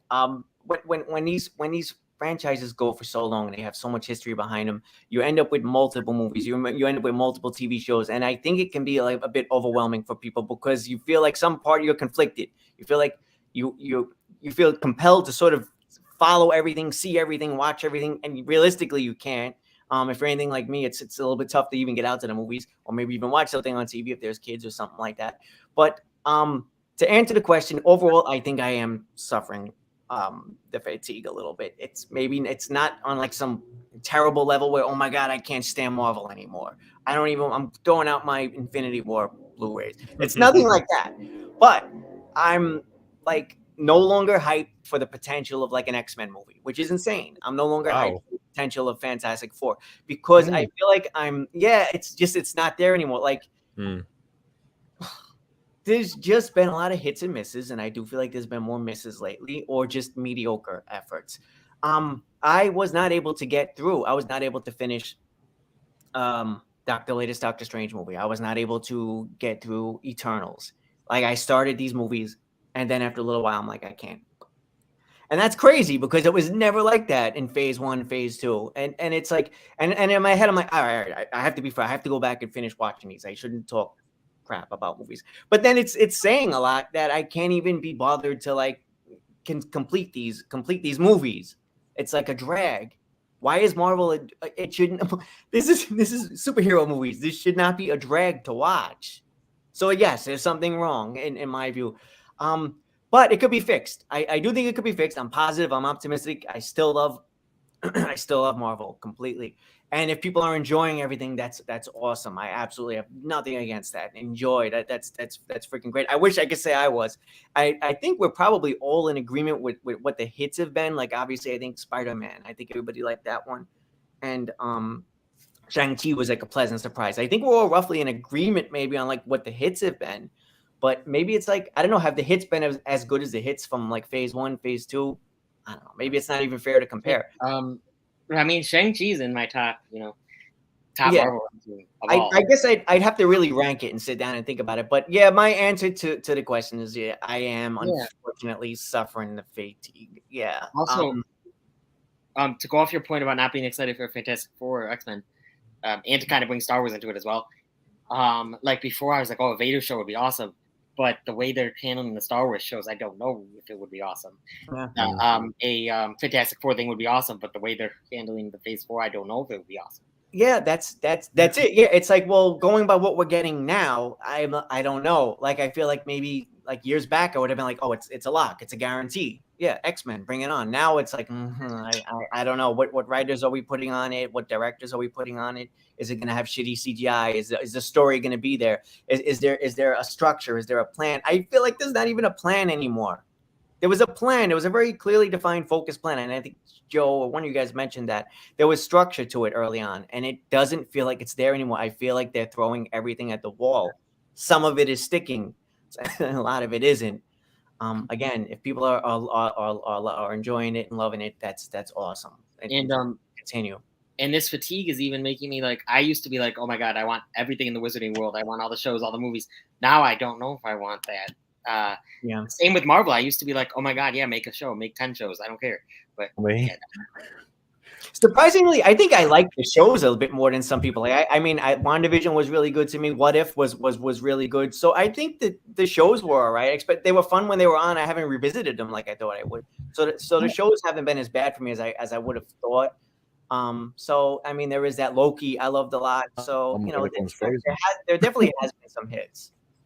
So I kind of oh sorry No, Anthony. I'm about done. I've rattled on enough. John, oh, you're please. fine. You're fine. No. So I know a Mr.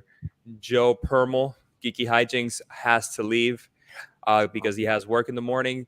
So Joe, if you want have some closing thoughts on this occasion. If you have any closing thoughts, my friend, please spew him out.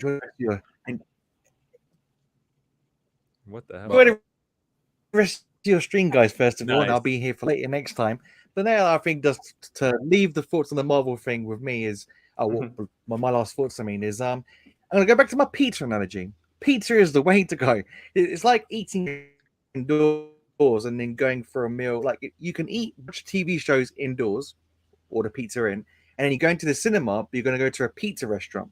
You know what I mean? Why to do one and then do something straight after? You know what I mean? It doesn't feel the same anymore.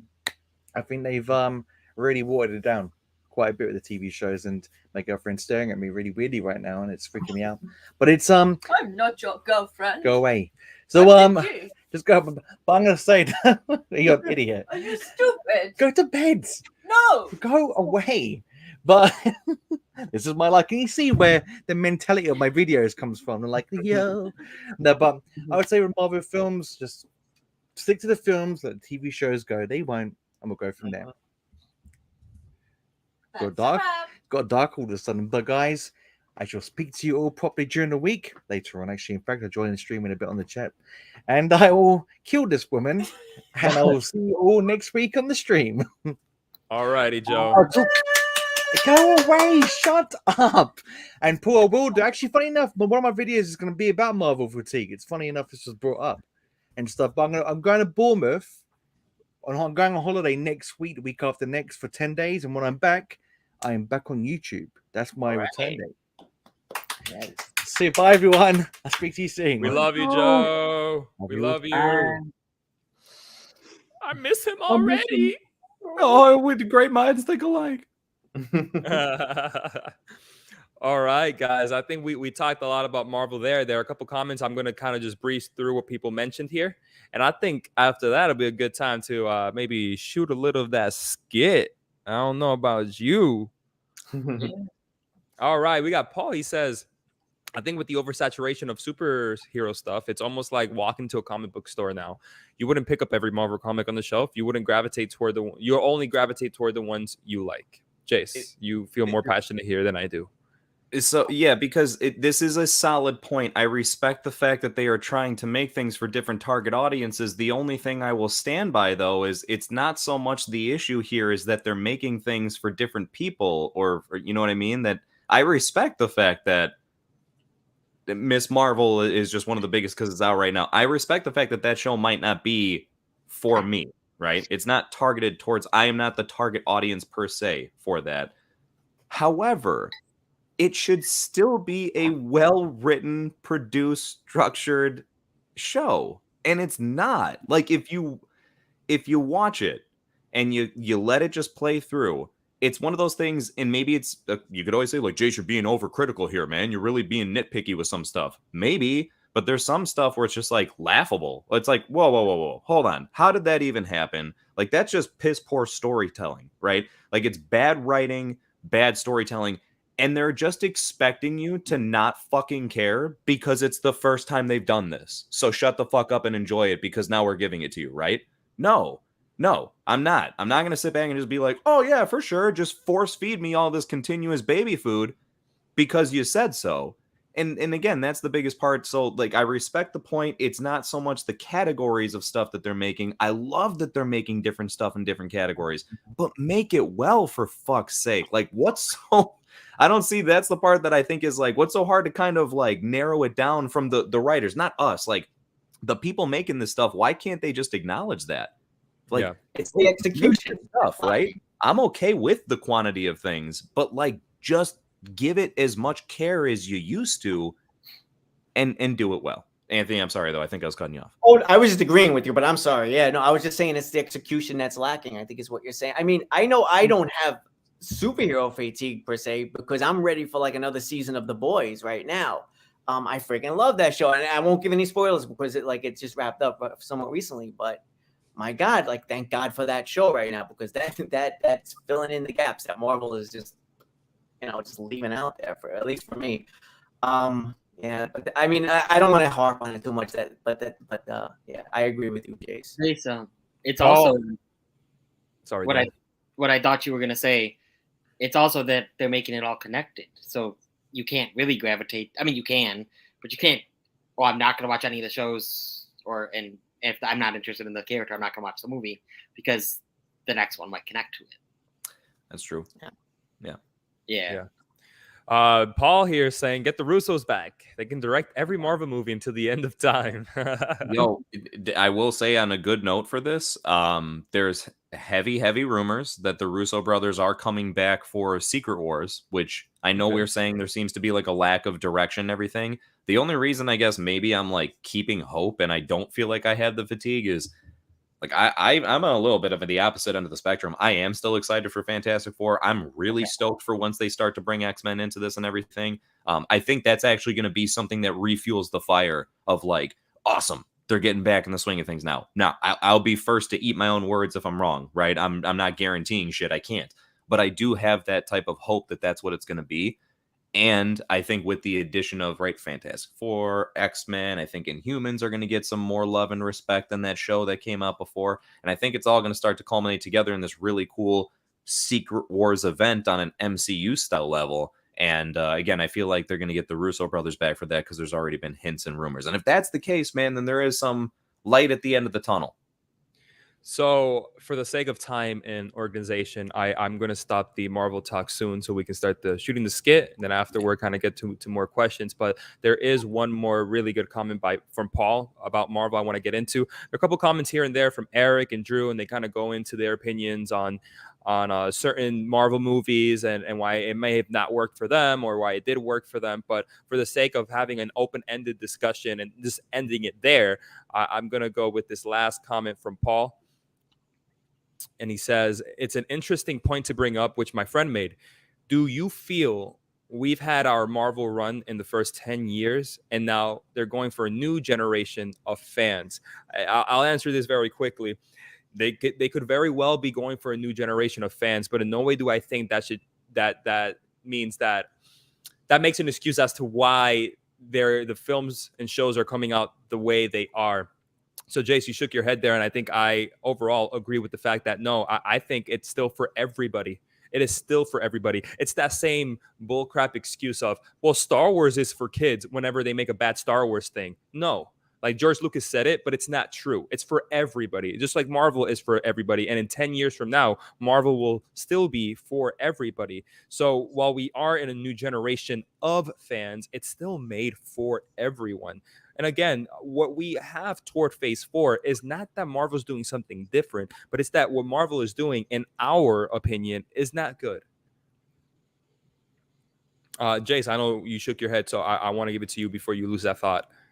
Oh, no. I mean, actually, you kind of summarized it pretty nicely there. And I would probably just echo kind of what you're saying is I do think it's something where there may be certain things that are targeted more in a specific direction, than before, right? Something you could say that within the first few phases, they had no choice but to try and apply to the most mass audience that they possibly could because there was such limited projects. Whereas now they have the luxury of allocating certain things in certain directions towards certain people. And that's cool, right? But even then, I don't think that the intention is to make it so that, okay, fuck all the people from the first 10 years. Now we're making stuff for like the new kids or whatever. I think that there's like some material that fits into that category perhaps, but not as a whole.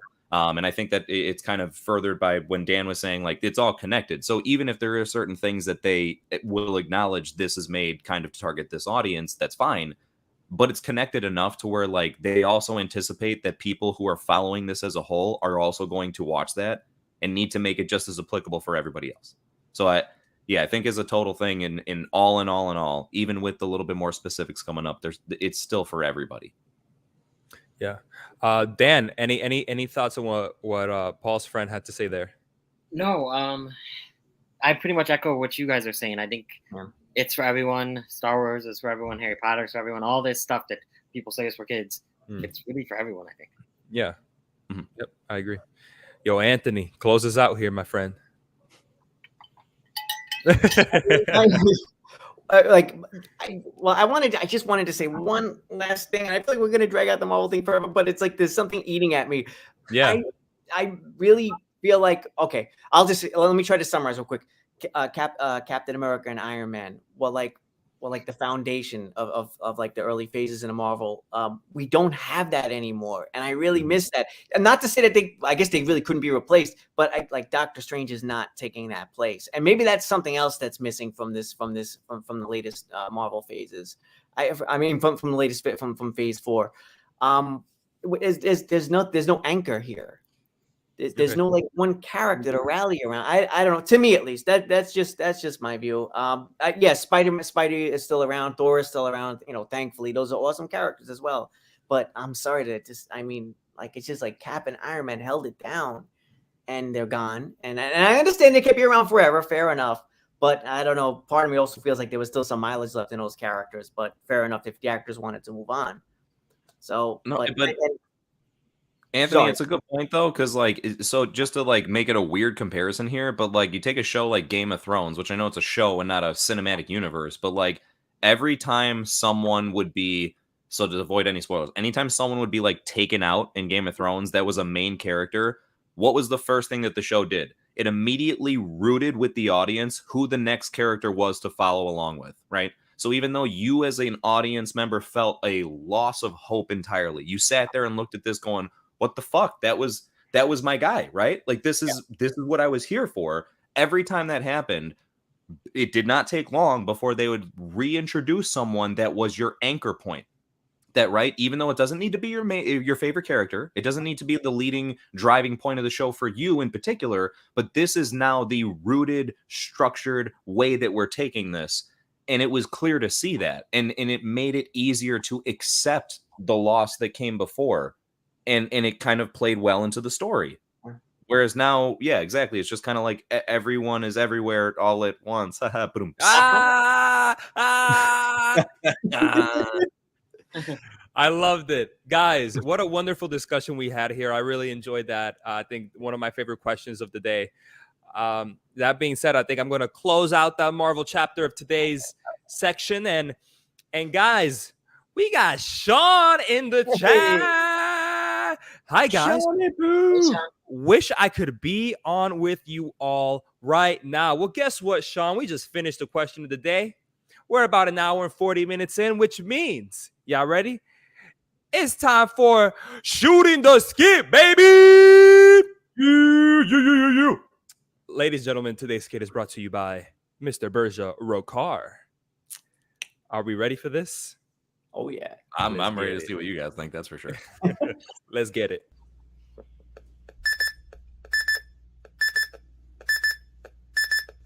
Oh my god, I just had a horrible nightmare. Oof. Hate those. You remember what happened? Yeah, it was the day of the next episode of Shooting the Shit, and we didn't have a skit film for it. Yikes. That's not good. No, it wasn't. Everyone was so, disappointed and upset, and we all felt so down on ourselves for being unprepared. So how'd everything end? We literally got up in the middle of the stream, recorded a skit, did the editing, and saved the day, I guess. Nice. That sounds like a pretty good idea. You should probably get started on that. Wait, what? Oh, shit!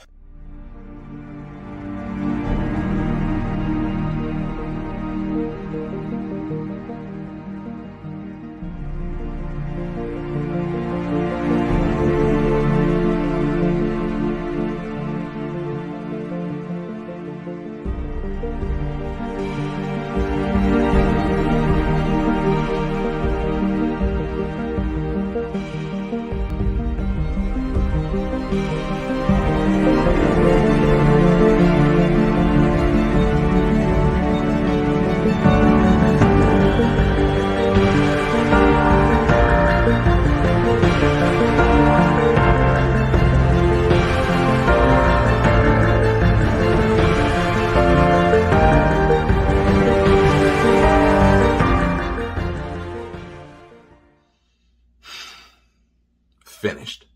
Yeah, that looks great. You better get that going. No. What the?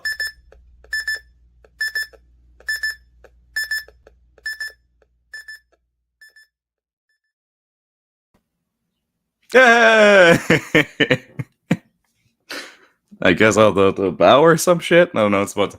Thanks for watching, everybody. Hope you liked it. I liked it. Nice one, Jace. Hey, man. it too. That was wonderful. That was like the inception of skits. I kind of a dream within a dream within a dream within. I love it. Awesome. Good work, man. Beautiful. I really like how you did the cuts of you doing the skit, but you could kind of see the what's the word called? Opacity. Mm-hmm. Thanks. I appreciate that. Yeah, I felt that fit the montage feel. How the hell did you do that fast though? My God. Yeah, yeah. Like and it's not even to try and toot my own horn. I was very happy with it too because I woke up and that was the first thought in my head. I was like, damn, dude, we don't have a skit for today. And so I just kind of like, I think it was record timing. I wrote it out, recorded the whole thing, and then edited it all. And then I was telling you guys on the group chat earlier, I was like, all right, cool, it's up there. And that was like, yeah, it was like a quick, maybe like couple hours, like maybe hour and a half, 2 hour process in total. Okay, cool. It's like I guess you get inspired and it just gets you get the fire under your ass and you're just like, you're all into it and stuff. And you just knock it out. I think we've all been there sometimes, right? Where it happened. Awesome. Yes, Shawn. Rave reviews. Rave reviews for Jace's Inception skit. Came through. Thank you. You're looking like the Riddler from Batman. Oh, what the?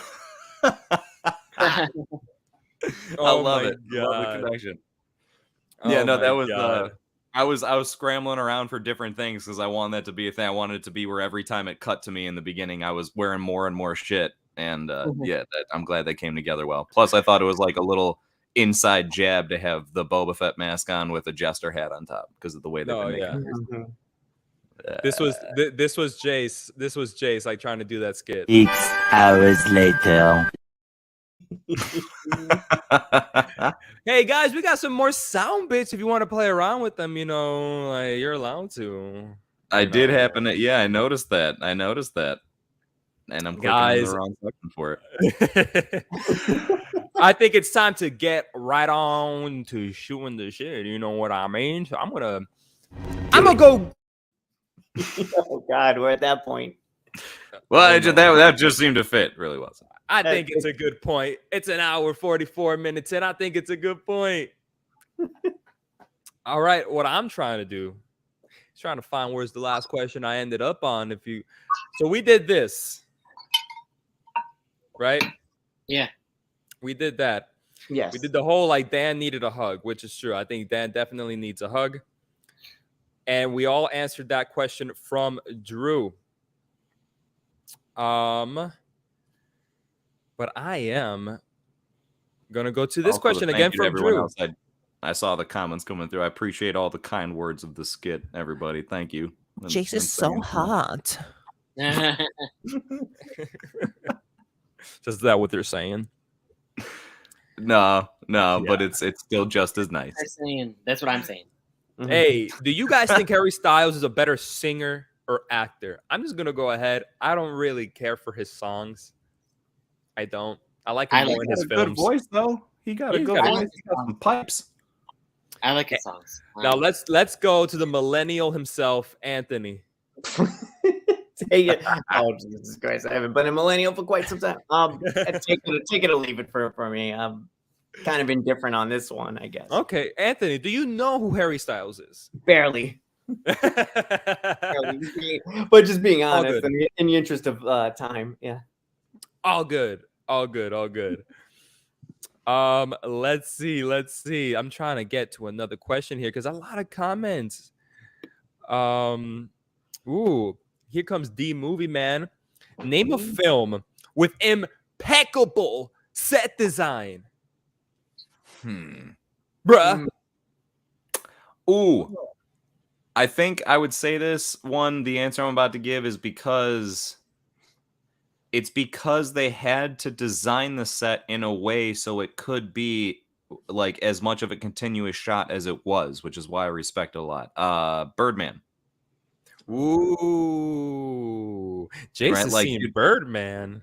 Oh, dude, that's a really good movie. And like again, the fact that it's mesmerizing to me how much of that is one shot. I know there's a few cuts in there, but like the amount of just, keeping it as that one take. And again, you have to design the set in a way so that it looks how it is, but that you're able to maneuver yourself within it without it messing with the take. Yeah. Good choice. I Good wouldn't job. have taken you for a Birdman guy. What are you gonna say, movie. Dan? No, yeah, I wouldn't have taken him for a Birdman guy either. I haven't seen it yet. You slut.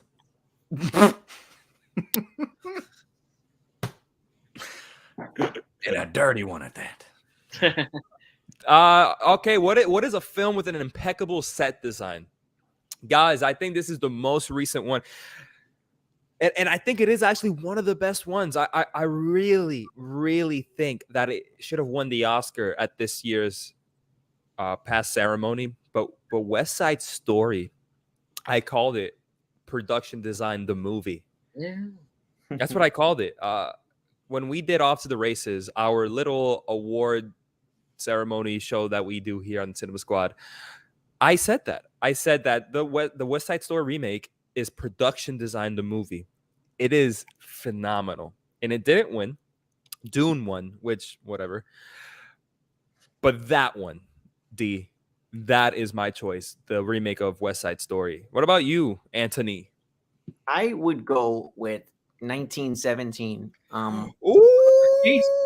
But I think it's because Jace brought up the continuous take thing, and that got my mind going. And I'm like, you know what? That was kind of amazing, that movie. Jesus Christ. Like how, but so that would be my pick. If I have to say a classic, though, I would go with like Wizard of Oz. It's just like this timeless little charming classic. And I just love the set design there.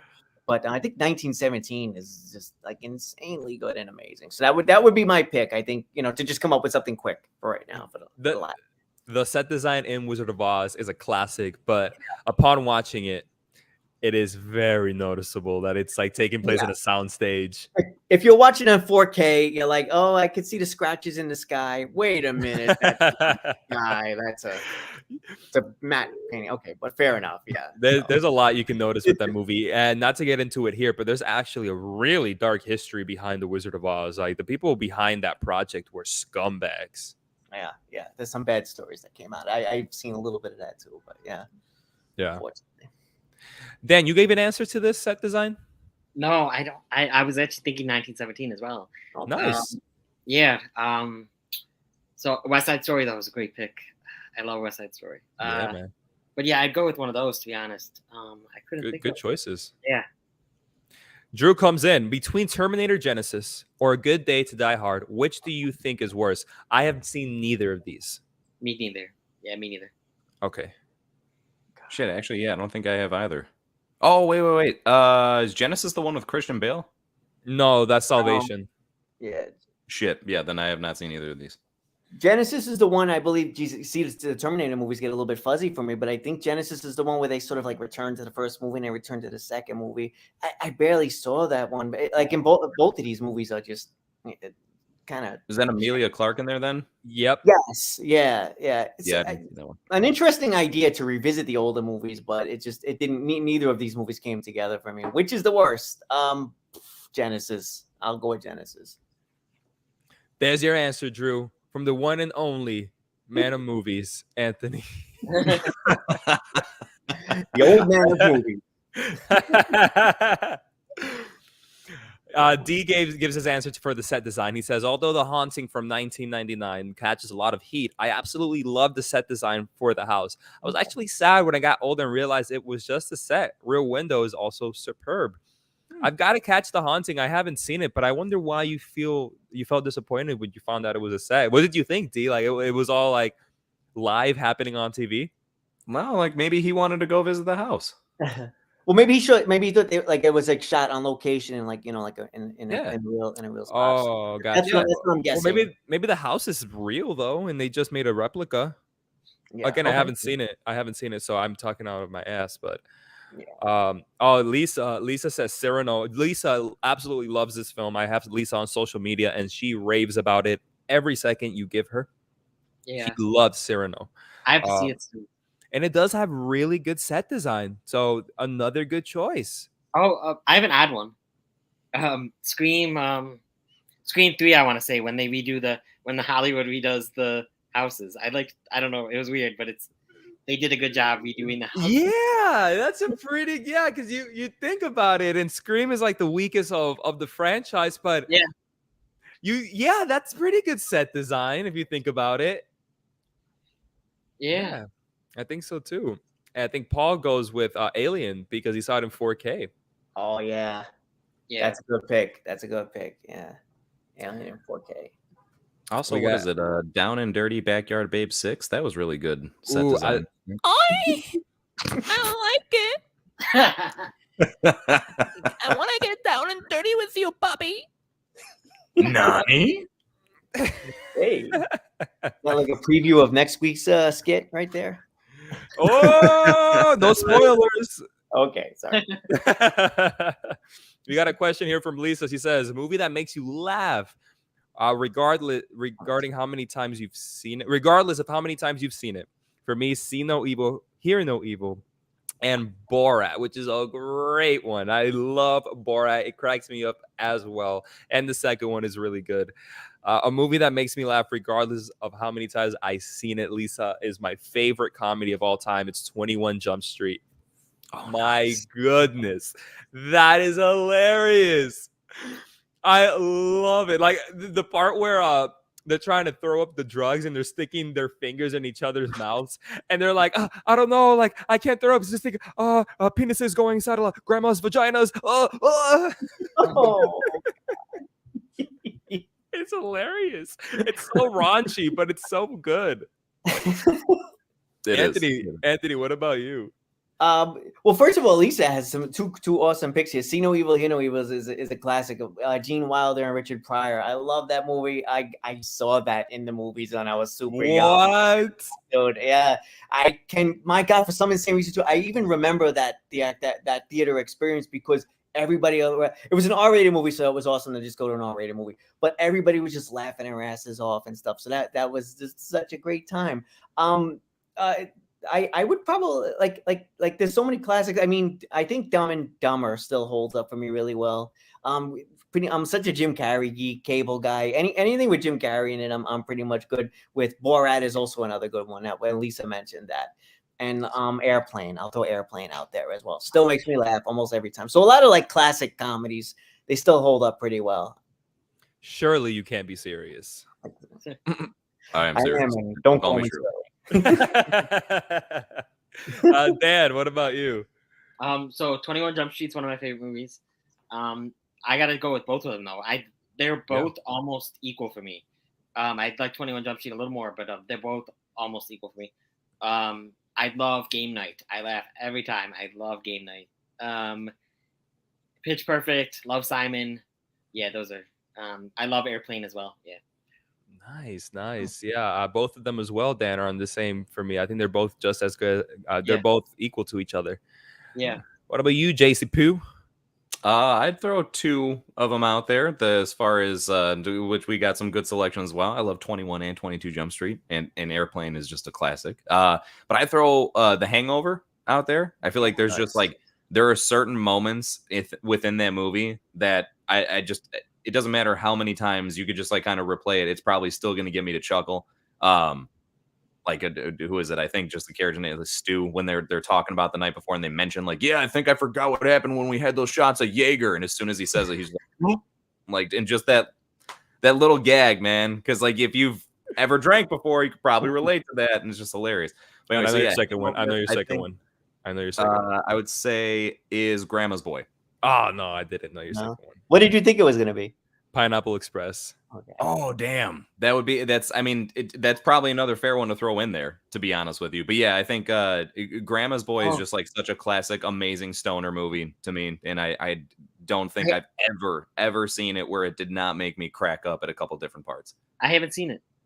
Yeah. Oh, dude, do yourself a huge favor and go ahead and watch it. It's hilarious. I thought of two more: Superbad and Mean Girls. I love. So Good ones. I like Mean Girls. When I tell like my coworkers that, they're like, "Chick flick, bro. It's a good movie." They're like, I bet you like Brokeback Mountain too, bro. Yeah, and Dick.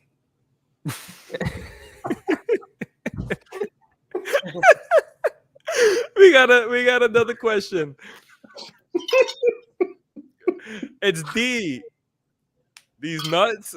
What are some things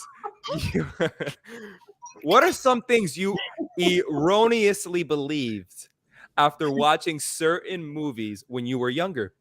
I mentioned this in my Elvis review, but I genuinely thought Forrest Gump taught Elvis to dance. This is not because you mentioned it, D. Because many times when you write a question, I might like piggyback off of your answer. But that is my answer. It's not the Elvis one per se. My whole life, I thought Forrest Gump was based on a true story. Okay. I thought that too. Yeah. And my mom was the one that told me, because my mom is the reason I love movies so much. And she showed me Forrest Gump when I was a kid. Maybe she shouldn't have, but she did. And I'm happy she did. I'm happy she did because I love that film. But my mom told me it was based on a true story. So I believed my mom.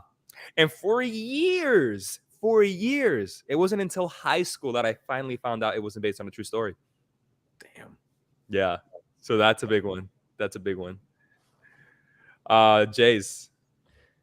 You know, I'll say the best answer that I could give, because I don't actually have like a specific like this, but there is something that I remember very vividly when I was a youngin', that I used to see movies and I didn't understand that they would actually cast other people to play older versions of people. So I thought as a child that it took fucking forever to make a movie because you had to wait until the people grew up to film the rest of the parts. So I was like, man, that must be so cool to be an actor, but you're like signing your life away, which I guess you can always argue that it still feels like that. But you know what I mean? Like, I really did think, like, if it was a child in the movie, I'm like, wow, dude, they like waited 40 years and then came back and filmed this shit. Jace, what a dumbass. No, I'm playing. No. I have him beat. I have him beat in the dumb department. Wait, Anthony. No, I want to save yours for last. Then I want to save yours for last. Unless Dan, not good. I'm gonna disappoint. But okay, No, I don't. Can you beat? Do you think you have one that could go for last? Okay, No. so Anthony, you're gonna go last, Anthony. all right. I don't even know. I don't even have one.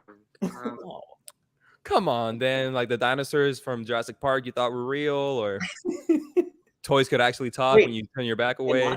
They're not real. There you go, Anthony. Yeah, I don't have one. I guess we're gonna end it with Anthony then.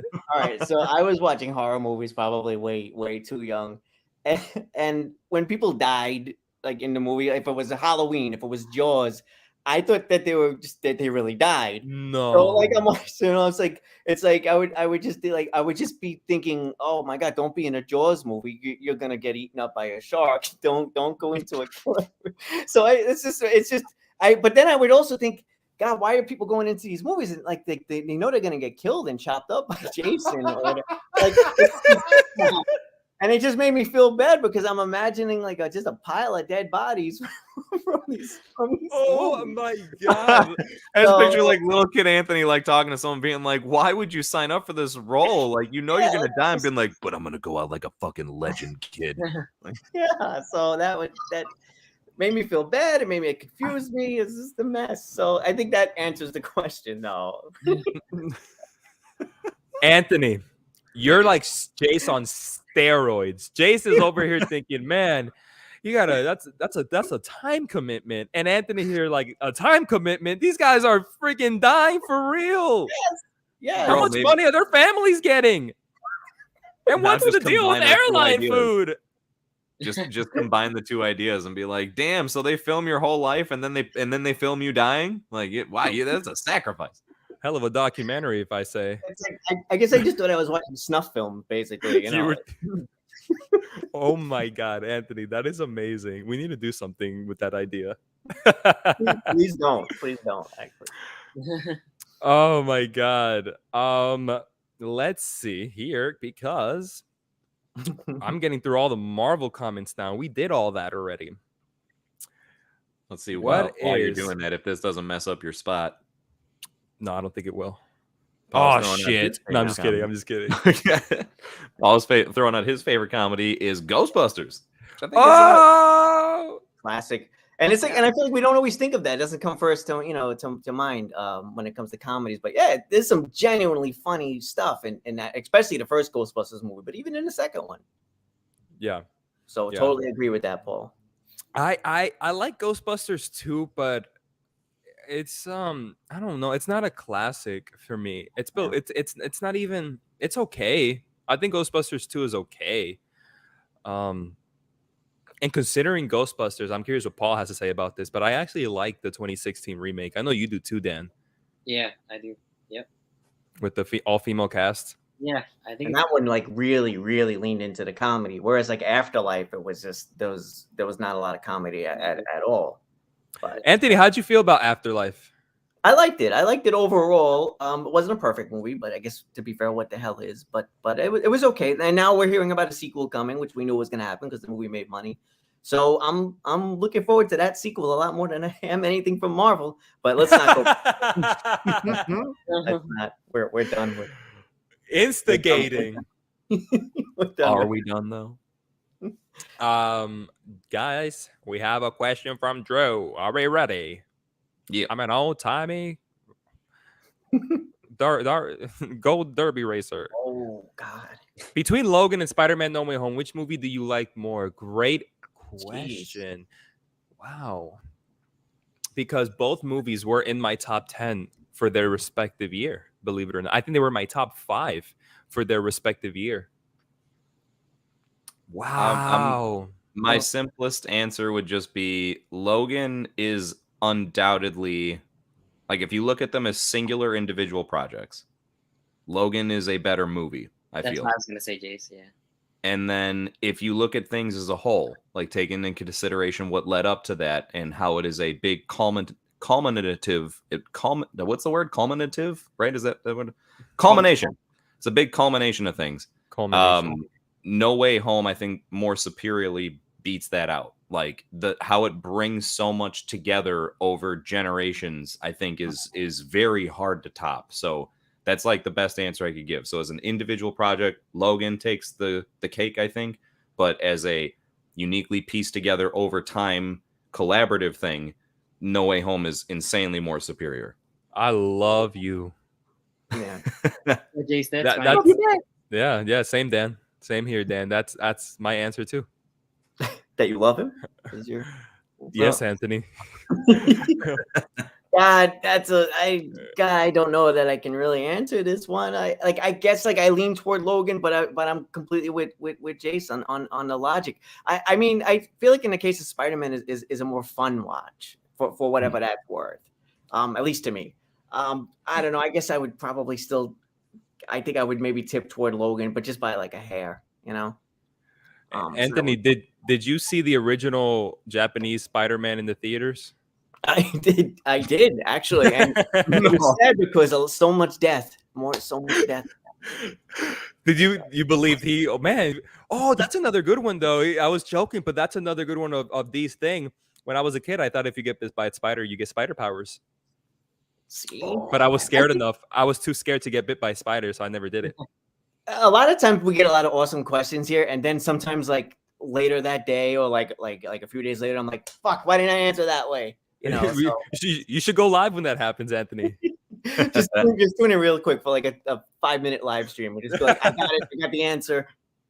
I'm just gonna wait for D to pop on. Oh, he's at work. He gets off in 3 hours. I can chill. John, did you also think that if you found some toxic waste to roll around in, you would get some superpowers too? Oh. Uh-oh. My microphone. Give me a second. Well, we heard that. 5 minutes later.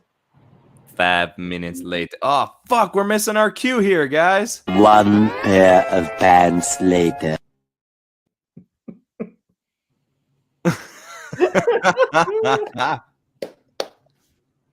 Am I back? Yeah. Am I crisp? Sort of. Crisp as a Pringle. Okay, it's not like I'm not okay. Crisp as a Pringle. Hopefully that's what I am. Pringle. Yo, Shawn got a question for us, y'all. What's up, Shawn? He says, since I'm on the opposite side of the stream this week, I want to know, what are all of your most disappointing piece of entertainment so far this year? TV or movie? Dominion. Let's go with Mr. Dan the Man with a plan, if he can. Jurassic World Dominion. Like, yeah. Just, yeah. I am loading up my letterbox, so whoever has the next answer, go ahead. Well, Dan, elaborate. Why is it, right? What makes it so hard of a thing to accept? Don't elaborate. I want your review to come out. Damn it. I want to hear some shit on it. I'm gonna probably. Gosh, this is an interesting one. I don't know if it would be my top one, like my most disappointing. But one of the things I was like most disappointed in was Eternals. Yeah, like that was just such a. I can't say I had high hopes or expectations for it, but I was really interested in the fact that they were doing something so different and unique. And holy shit. I could not find much of anything to like about that. That was last year. Oh, well, see, that's how bad it is. I thought it was part of this year. Jace. All right, then I'm going to rethink my answer real quick. Anthony, take it away. Oh God, I see. It almost feels unfair to say Doctor Strange because I haven't finished it, but it's that bad. Like, I'm sorry. My God, I got to finish it. Let me finish the movie, and then I can honestly say it's bad. But for right now, for like, what is it, like the hour I've seen of the movie, it's the most disappointing because I was kind of hyped for that movie a little bit. Anthony, I don't love it either, Anthony. You don't? Okay. Bringing back Sam Raimi. I do love the actors and stuff like that in the movie, but man, that movie is just like, it's a mess. I have to force myself to finish it. So that would be my disappointment. Wow. But you know, keep in mind I have to finish it. You know, I really don't think I'm gonna finish the movie and turn around and be like, turns out it was awesome. So Joe wants to talk to us about Doctor Strange. Maybe Jay should do like a fourth or fifth live stream on his channel with all of us. Hell yeah, we can do that. Yeah. Absolutely. Jason's channel. And another Star Wars stream, definitely. Because that's a for sure. It would be nice to follow up on like Obi-Wan with us, so like now that we've had some time to sit on it and stuff and reflect. I think that would be cool. Misa got to answer. Go for it. I think that Volume 2 of Stranger Things Season 4 was a huge letdown. But biggest disappointment? TV-wise, yeah, Volume 2. Yeah, man, it was a big disappointment. It doesn't mean it's bad. That does not mean it's bad, because disappointing does not mean that it is bad per se. Because if that's the case, then Morbius would be that, because that's my worst film of the year. But it wasn't disappointing because I was already expecting it to be that bad. My expectations for Volume 2 of Stranger Things were so high after Volume 1, which I thought was one of the best seasons of Stranger Things, that once Volume 2 came out, while again, not necessarily bad, really disappointed me. And if you have any questions on it, I have a little review on my Instagram. John, that's how I feel about Dominion. Dominion's not my least favorite movie of the year. It's just I'm most disappointed by it. Yeah, I'm with you there as well, Dan. JC Poo. I'm trying to go back and like backtrack as far as what I've seen. You should have a letterboxed, and then you could know. Yeah, except I don't know. I tried doing it, and they were like, "Error, you're not allowed to have this." Because while you're looking for that real quick, Jace, Shawn was saying if Doctor Strange was going to be one, it was Anthony's. So there you go. And Eric says that Thor was disappointing. He still kind of loved it, but you can still. It's like Stranger Things. Like, I still love season 4. I loved it. It's my second favorite Stranger Things season, but it was that Volume 2, I should say, was very disappointing. So yeah, I get what you mean there, Eric. And Thor was also disappointing to me because I don't think Thor is a bad movie, but it was very disappointing. You know, John, coincidentally, I actually just finished the latest season of Stranger Things last night. Overall, I did like it. But it just, I think I'm curious if you have the same problems with it that I do. I won't go off on the whole tangent with Stranger Things, but the run times of the episodes, I feel like it's been a while since I've seen the earlier seasons, so I don't know if the run times were always the same, and I just didn't notice it. But I really felt the runtime in every single episode this time around, and it really felt like they were going there. I mean, I guess I have to give them credit because they went like pretty large scale this season. There was like a huge cast of characters.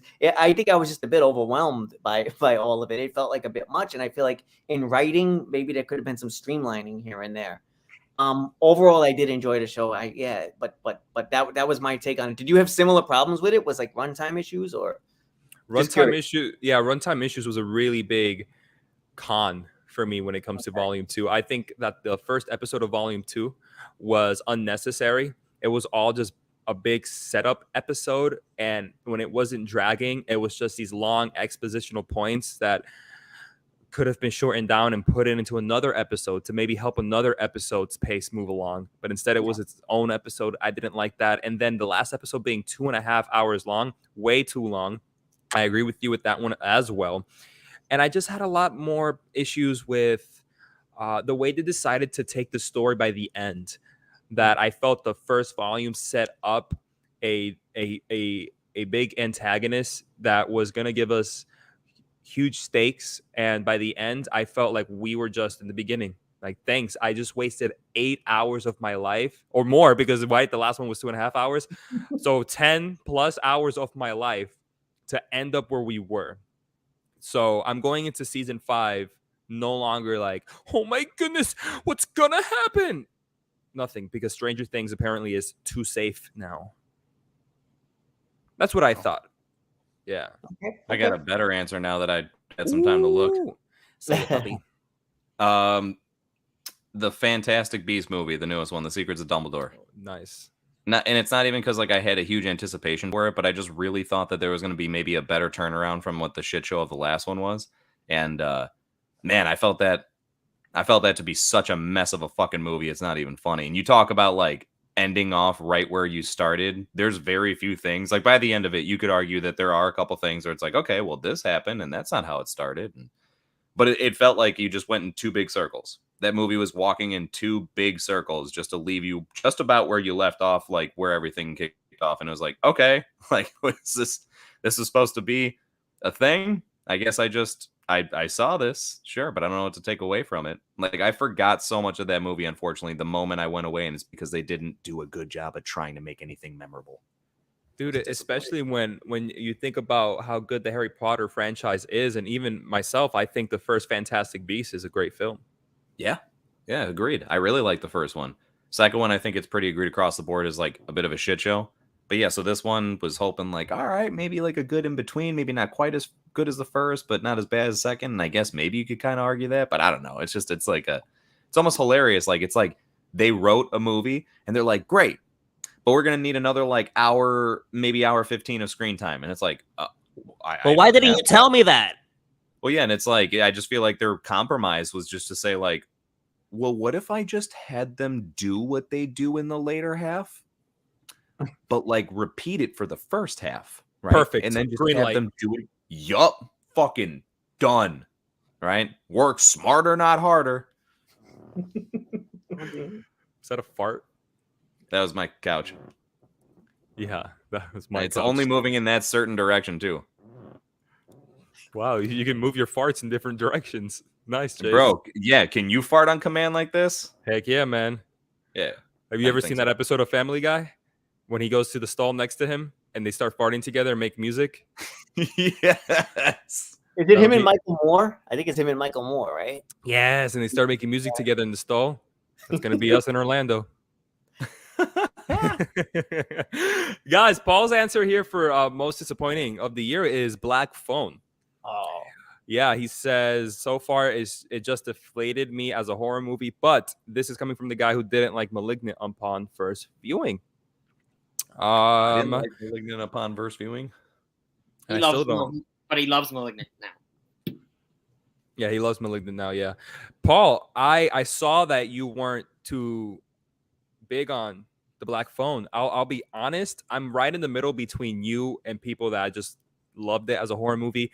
I don't think it was a bad film. I really don't. I think it was okay. And not in a bad way, because sometimes when people say it was okay, no, like I mean it in a good way. It was okay. I'm surprised how okay the movie turned out to be, but there are really big gaping issues for sure. Paul, what do you think, Dan? Because I know you've seen it. You were kind of big on it.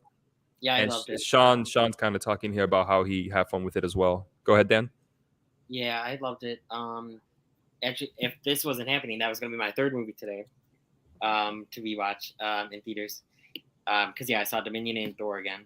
But actually, it's a good thing I didn't, because I know the theater, like some fire started or something. The alarm went off, and literally as I was walking out the mall, everyone from the movie theater had to get out of there. So it's good, I guess, I didn't see it. I really liked it. But yeah, I have some issues with it as well, and I agree with some of Paul's issues as well. Okay, Anthony and Jace, have you guys seen The Black Phone yet? No, I mean it's horror, so I have to see it. I'm looking forward to seeing it, but it's a little disappointing to see that there are some mixed reviews on it. But I'm looking forward to at least checking it out. I think you'll like it, Anthony. I'll be honest. I think you'll like it. I think you'll see some of the gaping holes that I mentioned, but I don't think that'll take you out of the movie completely. And I think you'll come out and you'll have issues that we could probably make fun of whenever we have shooting the shit. We can make fun and poke fun at. But I think overall you'll walk on and be like, but that was a good little movie. Like I'd rewatch it again. Okay. All right, cool. Jace, on the other hand, I feel like, I don't know, man. I don't know if you'll like it or not. I don't know. Maybe I got such like different vibes from the trailer then, because like everything I've heard just seems to be conflicting from what I thought it was. Like I forgot who. I think Shawn, when he first saw it and mentioned like the first adjective he threw in was like it was funny, and then went on to say other things. Now he was complimenting it, but I was like, I was not expecting the first description to be it was funny. Funny right? how? Like, It's pretty like a clown. I amuse you. Yeah. And Well, I mean, unless it's a horror comedy, but this isn't a horror comedy. This is supposed to be straight horror. So, But it's at least again, that was how it was very much advertised from the trailer and everything. So like, I'm not against the fact of some comedy being incorporated, but right, just like how Anthony said, it wasn't really sold that way. And I'm not saying that's even going to ruin it for me, but now I'm kind of like not too sure how to look at it. Like, I don't know how I should, feel going into this or what I should be anticipating. So I'm going to try and just keep my, open mind as much as I can here. But I'm still, altogether, I'm looking forward to seeing it. I think Ethan Hawke is a great actor, especially recently. He's been killing it with stuff. So if anything, I'm just excited to see his performance still. So, well, for most movies, there's a little comedy in it, even if it's not a comedy, Yeah. Also, for me, the trailers made it look like I thought it was going to be one of the best horror movies in years. It's not, but I thought it was going to be like an amazing horror movie. Dude, don't look forward to Ethan Hawke. Don't get disappointed like that. He's good. He's good. He's Okay. just not in it that much. Dude, he's not in it that much. Like, he's good as like any random actor cast in a role could be. oh, what the fuck? And that's kind of how I feel about Gore, to be honest. But I think Christian Bale did a good job. But Oh, that's even Kinda- more. God damn it, man. I'll say this real quick. Don't want to get into Marvel stuff. I feel I don't really agree with Dan 100%. I see where you're coming from, though. I see where you're coming from, Dan. But maybe you'll agree with this. So, didn't Gore give you major Pennywise vibes? Yep. Yeah. What? Especially in the cage scene. Yep. Pennywise. Yep. Yeah. I think you'll agree. I think you'll agree. now I'm like morbidly curious to see this fucking movie. Now it's like, what did they do with this movie? My God. Yeah. Yeah. I don't know how to feel about that. Yeah. Yeah, but I agree more about the Ethan Hawke thing than Christian Bale. I think Christian Bale did really good for what he was given. Here's another question. I don't know how many questions we've got. I think we still got a lot. Okay, so let's stick to some questions. There's a question here from Paul Tams that I'm curious about what you guys have to say. And I'll be surprised if someone like Mr. Jace hasn't even seen this film, because he's asking us if we are Kevin Smith fans, because if we're excited for Clerks 3, because I'll be honest, I haven't seen the second one. I have not seen Clerks 2. I haven't seen any of them. Oh, that first one, though, is a vibe. Yeah. I think I'm one of the rare people that, I like Clerks 1, and I feel like I'm one of the rare people that actually like Clerks 2. I don't think that movie gets a lot of love. I think the trailer just dropped for Clerks 3, right? So Yes. Yeah, I haven't seen a trailer yet, but I'm curious as heck about it. Anthony, you're gonna love it, dude. Because I saw that trailer and I said, "Wow." I did not think that Clerks 3 was gonna make me feel like I wanted to go see it, because I didn't see Clerks 2 because just from the trailers and from what a majority of people have to say about it, I thought I could do better things with my time. But when I saw the trailer for this movie, Anthony, I think you're really gonna fall back in love with what the first Clerks was all about. It's such a vibe, and this one is like a vibe and an actual plot this time. All right. Yeah. Yeah, it definitely said I'm looking forward to it a lot. I think, and it's because I've only seen the first Clerks once, and it was so long ago that like I remember liking it. I would love to go back and revisit it to kind of refresh myself on it. I really enjoy the second one, actually. I'm not gonna lie. I get a huge kick out of it. There you go. Yeah, maybe it's just because of like the characters themselves. You kind of just enjoy the characters, so you're able to just kind of have more of an okay time watching them just about anything they're doing. But yeah, thought the second one was good and was very pleasantly surprised because I thought for the longest time that it was like a lost cause of the third one. So I was super, super thrilled to see that they were even doing it, let alone to see that, yeah, the trailer seemed very intriguing to say the least, right? So as long as it stays on that note, I think it's actually going to end up being really good, and I'm definitely excited for it. Dan, you haven't checked out any of the Clerks movies? No, and I don't really have any interest in them. Maybe I'm wrong. I literally know little to nothing about them, but for some reason it reminds me like Napoleon Dynamite type of comedy that I'm not gonna really like. Kinda, yeah, Dan. It's not really a plot-driven film. That's why I keep saying it's a vibe, because that's really what it is. It's a vibe. Yeah, it's like these two guys, and one of the guys gets called into work when he wasn't supposed to go to work, and they spend the day working at this little rinky-dinky convenience store, and like just stuff happens to them, and they have conversations, like fun conversations, like they shoot the shit like we do. Yeah. That's what's great about it. I mean, I think any one of us, and I think pretty much all of us here have had some experience with customer service either now or in the past. So even just on that very basic level, you can just relate to that, that day-to-day life, right? Yeah. Dan, for example, was actually Chuck E. Cheese. Do a little dance. Make a little love. Get that night. Yeah, no, I was. How would you dance when you were in the suit? Well, I need a whole. What would you do with your hands? I go all out. Yeah, Dan. Like I had a rocket. I'm not a guitar rock, like a rock band guitar kind of, and I would do it, and then yeah, no, I would go all out for the birthday shows and stuff. When did you take the shirt off? After hours. Right after he would mess up those slices of pepperoni pizza. Oh no, I thought you were gonna. Yeah, that's wait until the top comes off and the pepperonis come out. Pepperoni nipples, everyone. The View with Drew says, "What is a movie duo you think would be cool for me? Hugh Jackman as Wolverine and Arnold as the Terminator would be cool. So like a team up of sorts." Ah, man, there's way too many. There's way too many. Ryan Reynolds, Deadpool, and Ferris Bueller. Oh my God! They just break the fourth wall the whole time. Yeah. Are you mainly saying that because of the closing segment where they sort of he did the whole bit with Ferris Bueller at the end? Is that why you're looking? Okay. It made an easy link. That's for sure. There's no doubt about it. But yeah, and it was just a cheesy kind of cop-out answer, but I guess kind of still a fun answer. I mean, it'd be really weird. I can't see Ferris Bueller being involved in like super heroic type of things, but I could see it be funny of him being dragged along while Deadpool's like trying to keep him safe on a mission or some shit. That'd be hilarious. I'd almost like to see like Deadpool with like just Matthew Broderick, and he just insists that he's like taking he drags poor 50-year-old Matthew Broderick out, and he's like, "You're Ferris Bueller," and just drags him along on this like violent adventure or something. Yeah, like that. dude, and then he like pulls him through, right? Because they break the fourth wall, and Deadpool pulls him through to like the cartoon world, and Matthew Broderick turns into Simba, and Deadpool rides him into the sunset. Jesus. See, whenever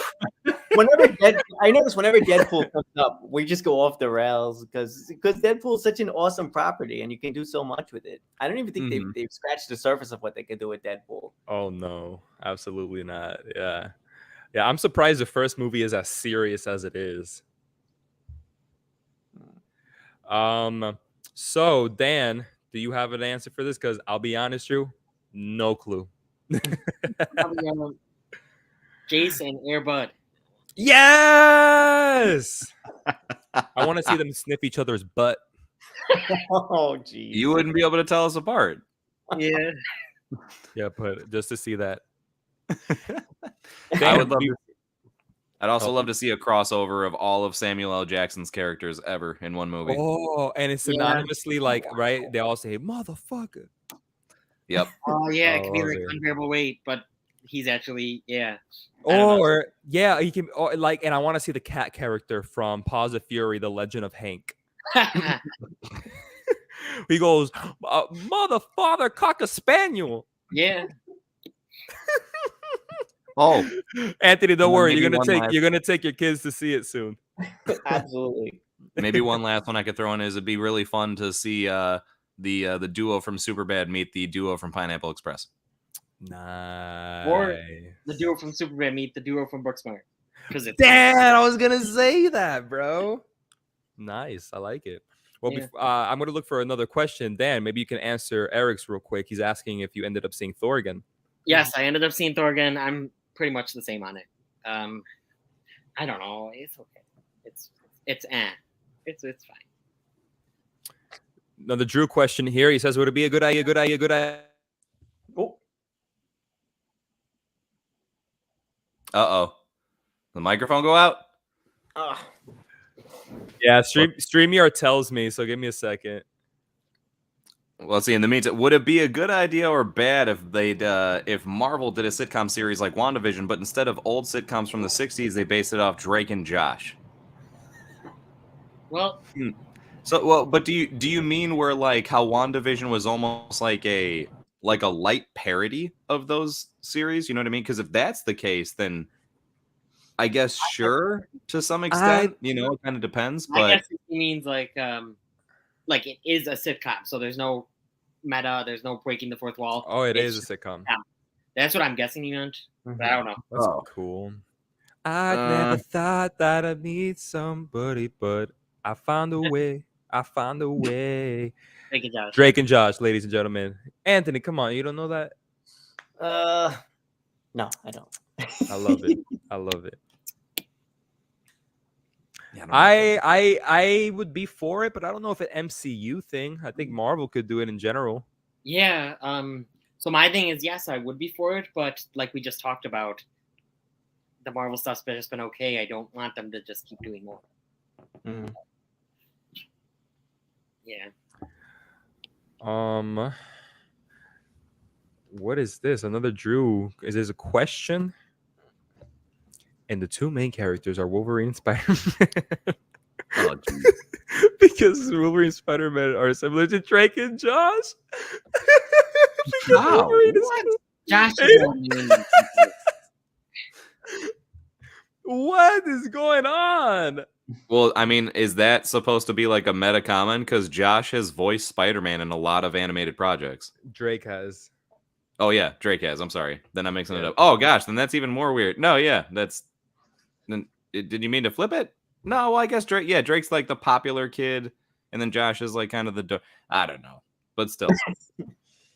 All right. I'm not sure how well that... A lot of MCU stuff that I kind of just don't really want to touch upon. People, their opinions on Doctor Strange, the Multiverse of Madness, and but Shawn has an answer for his own question that Men from A24 is by far my most disappointing film of the year. I haven't seen it yet. I want to see it. What's her name? Jessie Buckley. I actually liked it, but yeah. Dan, fight him here. What? No. Fight He him. knows it. I Call him a like bitch. No. I thought it was okay. I don't know. I liked it. It had really good visual effects. I heard that it has an ending that's very hard to understand. Oh, yeah. No matter what you were gonna say, I was hard to watch, hard to look at, hard to stomach, hard to understand. Yeah. Hard in general. Yeah, it's a weird one. Is it like Nice. not a clear ending? Like it leaves you as an audience member to guess as to what happened, or? Sometimes, like, yeah, the answer or like what the director's going for, what his meanings are, what his themes and topics are, what he's going for. Because I actually didn't like it that much, but then when I looked up what it meant, the meaning and everything, I had a bigger appreciation for it. I was like, oh wow, that he did pretty good for that. But I think I still gave it a 3 out of 5. I want to say. Let me guess. All the men were gay. No. No. I don't even know like what the men thing is supposed to mean. I haven't seen it yet. Another question here from Mr. Paul Tams about Stranger Things. He says, has Stranger Things gone into the record book for having the longest TV episode of all time at 2.5 hours? Do you guys know this? I feel like that's a thing. That's probably it. Probably did. But no one's talking about it if it did break a record. Yeah, it seems like it would be a headline but that might be the case. Yeah, like what was the longest? I mean, back in the day with sitcoms and things, sometimes they do 2-parter, series finales and stuff. So it's possible that might count, but not too sure off the top of my head. Yeah, but even those like 2-parter sitcoms would only be 44 minutes. Yeah, true. And then the 2-parter like dramas and like stuff like that would have been 2 hours about. Or if it was one of those dramas that were an hour, then it would have been 2 hours. But this still beats that by a half an hour. So maybe it is in the books. I'm not sure. Eric would know this, but Game of Thrones has probably had some long episodes. Not this long. No, nowhere near this long. It looks like when I looked it up, it says unless you count Sense8's 152-minute finale, which originally aired as a standalone movie, kind of, or Norway's slow TV phenomenon, which I'm not too. Those might be the only things that it says beats out Stranger Things. Okay. So it looks like Sense8 is the closest thing to it with its finale.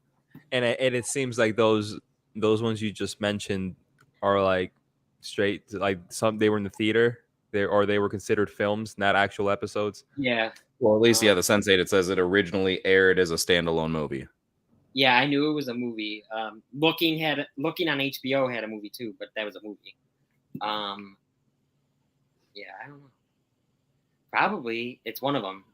Like, yeah. So Paul here says that for some reason, I even think we were told that Stranger Things season 4 was going to be the last season, right? So that sort of disappointed me because I thought we would get the big wrap up. I feel so bad for you, Paul, that you watched Stranger Things 4 thinking it was the last one with that ending. It's John, I liked the ending. John, maybe you didn't understand it.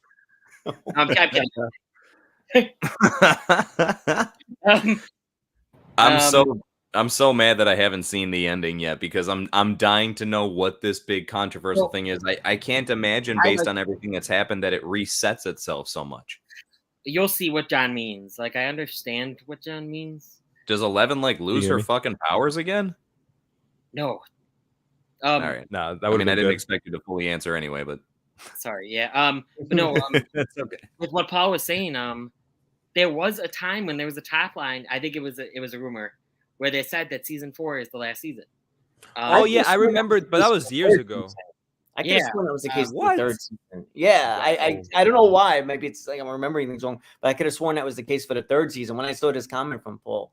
But I feel like I didn't hear that for the 4th season. Because I know, like years ago, the Duffer Brothers were like, we want to finish it at either 4 or 5.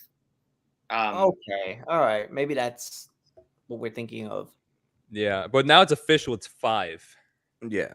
Yeah. Paul, you're not alone though. I also, at least going into it, eventually I kind of caught on just from conversation with, the people who filled me in and everything. But at first I literally, I don't know what exactly it was, but there was some sort of news dropped at some point that also left me thinking for a while, like that the 4th season was the final hurrah. Well, Jace, in the 3rd episode, did you catch when Vecna said, this season 4 is not the final season. We have one more season after this. 15 minutes later.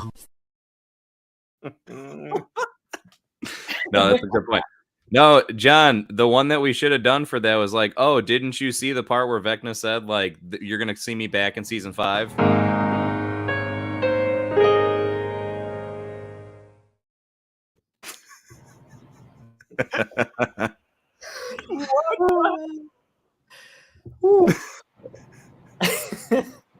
I love that we have that now. That's got to be my favorite fucking addition. The more you know. He looked at the camera and said, "We'll be back for Stranger Things season 5." Oh my god! You guys hear me good? Yeah.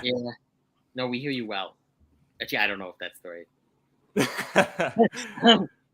I saw this come in as a talking point afterwards, which I wanted to mention on. So Eric, I feel like I know what you're referring to, even though no, I don't think like all of them are, or maybe a lot of them are, but there are some like the Sherlock Holmes on BBC with Benedict Cumberbatch. That's like those are literally like they're nowhere near 2.5 hours, but they are sometimes like an hour and a half to like hour 45-minute episodes. So like each episode is almost kind of like an hour. But I think that's the farthest that they go. So yeah, I still don't think there's even anything remotely close that gets to the 2.5 hour mark like Stranger Things. Yeah, I think Paul mentions here about Doctor Who. Yeah, so Doctor Who usually runs at like an hour mark episodes, but like what we would typically like a 9-minute episode or something like that. And then Shawn is with you on Fantastic Beasts. I think many people are with you, Shawnee boy. And Paul Tam's got Harry Potter fatigue, my guy. I guess, Paul, come on. It's only, if anything, like 2 I don't far. like Fantastic Beasts that much. Yeah, the last 2.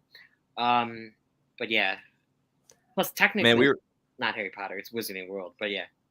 Paul, call me back when we were saying in the group chat at one point, I think came up with the best idea that Dan, I think you were like taking the charge on, which was that like the Fantastic Beasts should just be a series on HBO Max. It would work so much better that way. And then have this Dumbledore Grindelwald story play out as its own trilogy in the movies. And you could still have Newt pop up in the movies because he seems to still play somewhat of an integral role, but like it shouldn't have to be the Fantastic Beasts. Oh, by the way, here's what happened with Dumbledore. And in the midst of doing that, we're going to also like not have anything to do with Fantastic Beasts. Yeah. Do it. Which leads me from my Harry Potter thing that I wanted more Harry Potter shows, more Wizarding World shows. But now it's like I got sick of Marvel, so I could get sick of Wizarding World, I guess. Definitely agree with you there, Shawn. Shawn is saying it's right up my alley. Yeah, I definitely want to check out Black Phone as soon as possible.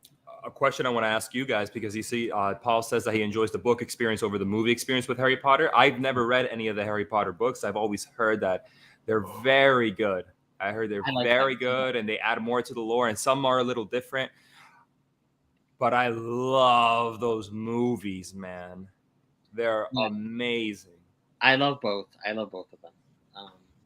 But yeah, you get more out of the books that you probably didn't even know, or they didn't even touch on a plot line from the books. But that's almost always the case, isn't it? With books, that they're going to inevitably, go into so much more detail and world building than adaptations can realistically cover. Yeah, that's true. That's true. Jace, you read the books? I've read the first 3. I think I remember starting on the 4th one and never getting all the way through it. What is my favorite book? Oh, nice. And it's funny because I can't actually remember like where it all started. Like I think I read the first book before the first movie came out, but then I think I didn't read the second book till the movies already started going because it like reinvigorated my interest or something. I was never one to really like go back. I guess if I had to lean, I would say the movies, but excuse me, it's not really fair because I can't sit there and say like, oh, I remember the books inside and out to know for sure that the books were better or anything.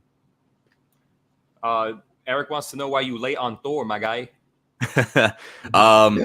Scheduling issues. Was gonna see it as far as over the weekend.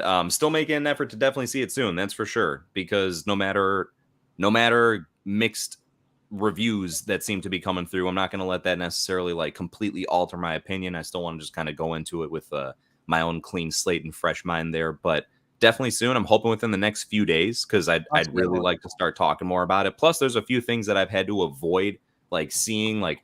There's some other people that I love listening to that have gotten into like more spoilery reviews that I'm dying to know what their thoughts are. And I can't do that to myself because even though I'm like one that is very much, I follow the leaks and rumors and all that type of stuff. but it's different. It's different when it's officially come out and you know it's actually part of the movie versus speculation, which is kind of fun to play around with. So plus we want to do a stream on it. Yeah, exactly. Want to definitely do something as far as I'm a little bit behind because there's the Obi-Wan stream or just Star Wars, I guess, in general, but kind of focusing as far as now that Obi-Wan's wrapped up. Jurassic World Dominion, I'd still really like to do and everything. And and then something about Thor as well. So lots of stuff coming as far as live stream soon. But sorry, Eric, we'll be making up for it sooner than later. Paul says that my one glaring problem with the black phone is they threw all this supernatural stuff into it that wasn't explained in the movie. I don't need everything on a plate, but I left with too many questions. Okay. Totally fair. Totally fair, Paul. Like I said, that is also an issue I had. It didn't bother me as much, but just like in every movie, there are issues that we can agree on that doesn't hit me the same way it hits you. Yeah. So I could never argue with you on this, Paul, because that is 1,000% real. It didn't ruin the movie for me, but yeah, dude, there was a lot of stuff there they didn't explain, and they just expected us to believe that these were the rules of the world without properly implementing what the rules of the world were. Yeah, I had when Paul talked to me about this, I saw his points because I didn't really see some of them before, but when he told me them, I was like, oh yeah, that's a good point. But yeah, no, I don't know. I'm more like, well, that's just the way the world works. But I understand. Yeah, you can't just, I don't know, not talk about anything. Yeah.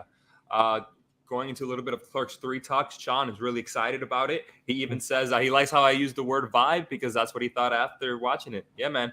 And Paul says that it seems like Kevin Smith is using some of his recent life stuff into Clerks 3. For example, his heart attack scare. That's true. That's true. You haven't seen the trailer, right, Anthony? No, not just yet. I have to check it. I forget his name, but the guy that worked at the video store next to the convenience store, he has a health scare, and because of this health scare, he decides to do something with his life and make a film. Yeah. All right. Cool. I love when real life sort of comes into play with writing. Stallone did that a lot too with a lot of the Rocky movies. Like they were reflective of what was going on by the time we got around to like the latest Rocky movie. It was such an uphill battle for that movie to get made. He kind of put all of that into the movie and into the character. So I love when real life plays into that and into the movies and stories. So that's cool. Where Game of Thrones, I guess the longest episode was 1 hour and 22. Oh, wait, real quick. I'm going to bounce backwards to I thought this was a really cool one to throw in as far as I got to give him credit. When we were talking about interesting matchups for duos. Margot Robbie's Harley Quinn. Okay. Yeah. Fuck yeah. Those are just two people that I feel like were born to play those specific characters. So I'd be down to see that as well. That'd be a great amount of goofiness. That's true. Yeah, that's true. I like it. John is feeling the way he is about Marvel and Stranger Things because he has menopause, maybe. Not menopause, my friend. I do.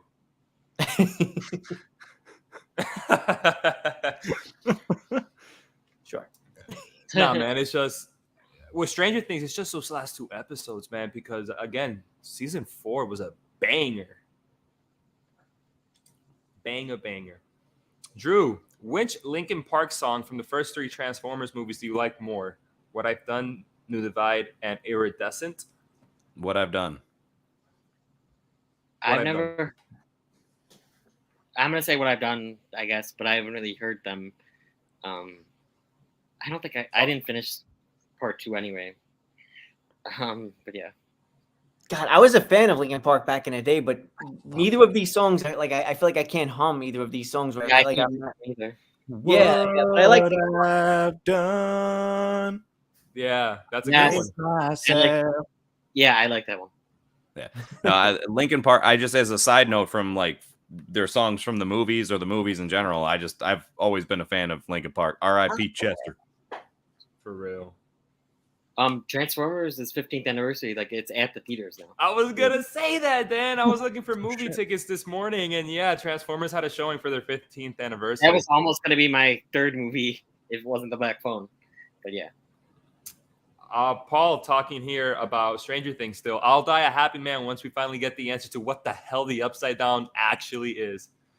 we kind of get an answer here, right? Dan, but not really. Like we kind of understand like how Vecna plays a part into the Upside Down. When people say Upside Down now, so if like I'm watching a interview and they say Upside Down, I'm like, oh my god, did they say Upside Down? You're famous. Wow, that 9,000 views Batman video really got me up there. Oh man. Wow. So Lisa here saying that Gore reminded her of Marilyn Manson, and she has no idea why she posted a balloon. I mean, that's so weird. I would not expect. These are some very bizarre comparisons. I don't. I don't know how to react. Well, wait, wasn't somebody from earlier saying that Gore had like a Pennywise vibe? We did, yeah. That's what I mean. Yeah, so I don't really know how to react. Lisa's balloon would make sense in that. Yes, Lisa's balloon would make sense. Yeah. I want to tie things together if at all possible. I'm so curious, right, Jace, about Gore now because of all the bizarre things. Because he was a straight comedy character in Ragnarok and very likable and funny. What did they do with this character? No, wait, are you saying Gore? That's Korg. Oh, okay. Let's rewind 2 hours. No, I know. There's too many characters that just it sounds the same, right? Korg, Right. Thor, Gore. Gore. Yeah. No, but still, even then, like, okay, so I know very minimal about Gore from the comics and everything, but all I could say is I would never, if you were to be like, describe Gore to me, anything you know about him, like, I sure as fuck wouldn't be like, well, he's kind of like Pennywise mixed with Marilyn Manson. You know what I mean? Like, he's a very... Like, I'm actually curious, and don't give me the answer. I'd rather just find this out in the movie, and I'm probably going to be super disappointed by this. But one of the biggest things about Gore from the comics is that the sword that he uses is, like, the Necro sword, which is made from, like, I can't remember what the guy's name is. But there's, like, the king of the symbiotes. So, like, or the first symbiote or something like that. Or the symbiote god. It's one of those things. Forgive me. But, like, Venom, right? Like, how he's a symbiote. So, like, that stuff is what like kind of makes up his Necro sword and why it's like such a powerful thing. God!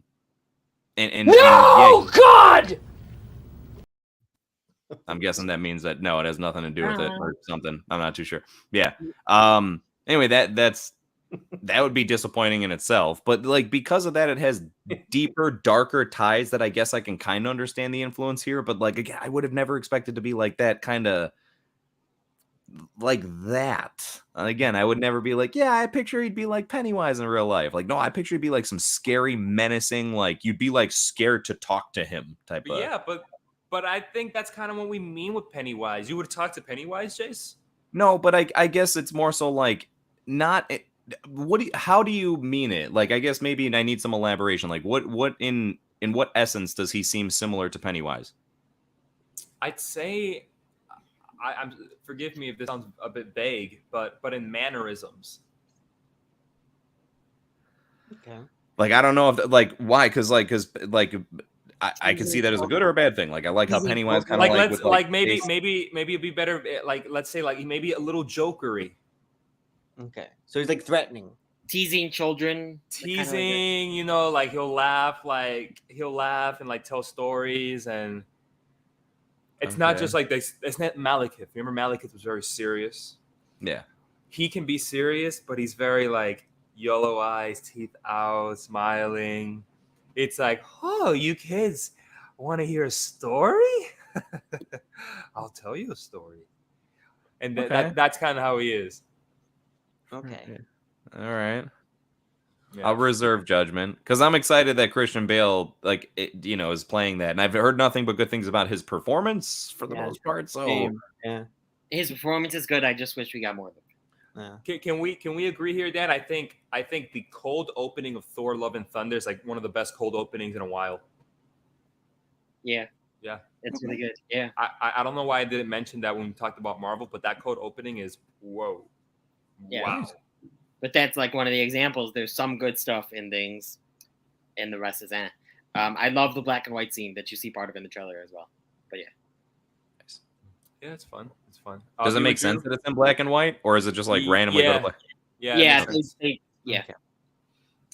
Chester Bennington is best lead singer of a modern band, and there isn't anyone else who comes close. He was an amazing talent. Modern band, modern band. He was really good. Yeah, he's. Oh, dude, yeah. Yeah. Okay, this is weird. Like, forgive me, or I hope you guys don't hate me for this. But like female wise, I always thought like Hayley Williams from Paramore was crazy good. Yeah, she's really good. Yeah. Yeah, as far as a voice, yeah, I think she's got a hell of a voice on her. Yeah, I think that would be my choice, honestly. Then we got Mr. Paul. He says, are you guys looking forward to Avatar 2? Not saying too much talk on it, but do you think it will inject back into pop culture like the first movie did? I think Cameron has something special for us. Anthony, I'm kind of curious on your thoughts on this. Are you guys looking forward to Avatar 2? Not saying too much. No, I'm just because I was also writing something in a private chat. Let me just send that real quick. Okay, let's see. Are you guys looking forward to Avatar 2? Not seeing too much. Okay. Oh geez, I don't know. I feel like I've lost a little bit of the excitement for the Avatar. It's just been a while. I don't think I was ever the biggest fan of the first Avatar movie. I totally appreciate it. It was such a fun time. I was lucky enough to see it 3D in the theaters, and it was actually a pretty amazing experience. But like it's been a while. I feel like we've heard so long about Avatar. Avatar 2 is coming. It's coming, and it's been delayed. But the trailer actually didn't wow me. It felt like more of the same. So that's sort of my feelings on it. This is one that, like, I hate to say it, like, I can wait till this hits Disney Plus or something like that. And I know that that's like terrible to say about a big 3D movie, but that's just my honest feelings on it. Yeah, I think Paul, that there isn't a lot of talk on it now, but it's the same way there wasn't a lot of talk on Spider-Man around this time because, trailers weren't coming out, promotional materials weren't coming out. I'm sure once they re-release the first one in theaters, once posters start coming out, screenshots start coming out, and they start promoting it overall, then yeah, I think many people are going to start talking about Avatar like they did back in 2009. Yeah. I love Avatar. I didn't watch it in theaters, unfortunately. John, you still haven't seen it. You're going to wait for it to come back to theaters, right? 100%. Yeah. So I'm going to see it in theaters as well because I really wanted to see it in 3D, I hope. But yeah, no, I'm really excited for it just because I love James Cameron and I love the first one. Do you guys think it will break the box office again and maybe like break some records and maybe even top the first one? Do you think that's possible? Just curious. Avatar's back at #1 again, right? Yeah. Okay. I don't know. I don't think it'll beat it. Yeah, I think it'll do really good. Yeah, I agree. I don't think it'll beat it either. Might get close. I just think a lot of people have forgotten about it. But again, let's see where we go once they start promoting it a little bit more. Anthony, I know you got to leave really quick, right? Yeah, I do have to go in a bit, unfortunately. So yeah. Okay, I was wondering if we should do like a 80s freeze frame now or what. Oh yeah, that's okay with me if you guys are gonna stick around for a bit more or whichever direction you're going. But yeah, we could do an 80s freeze frame. I'm up for that. We only got a couple more comments and then we're out. But if you gotta leave now, bro, cool. let's do an 80s freeze frame, my guy. But first, let me take this banner off. All right, y'all ready? Mm-hmm.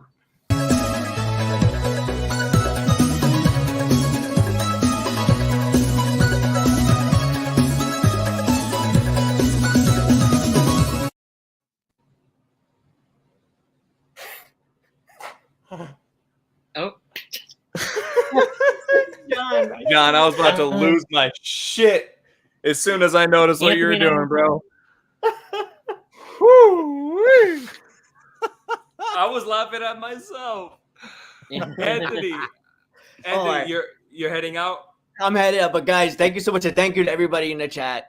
Yeah, please subscribe to Fever Dreamland Theater, and thank you so much, guys. I love you all and miss you all. See you next week, and thank you to everyone in the chat for coming by. Have a great week ahead, guys.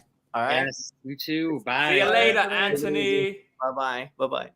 See you later, my man. That was Fever Dreamland Theater. Let me put this up. But guys, guess what? We only got like a few more comments. We can just go right through. Yeah. Nice. All right. So we were in that. So Paul says here that I will say about Gore, I wish we got more of him. It seemed like Bell was having a great time playing the character. And I agree. Here. That's and I agree. Both sentiments here.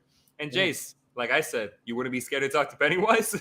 Oh, that was maybe not like the best example. I was trying to kind of I don't know, I was trying to formulate quickly like things to describe again how I anticipated Gore would be or whatever. And I guess this isn't the best way to put it, because no, I would not want to talk with a real Pennywise. I'd love to talk with Bill Skarsgård on his like getting into character of playing that role. That'd be fucking great. But no, like in real life, I didn't mean to put off that impression. I'd be scared shitless if Pennywise tried talking to me.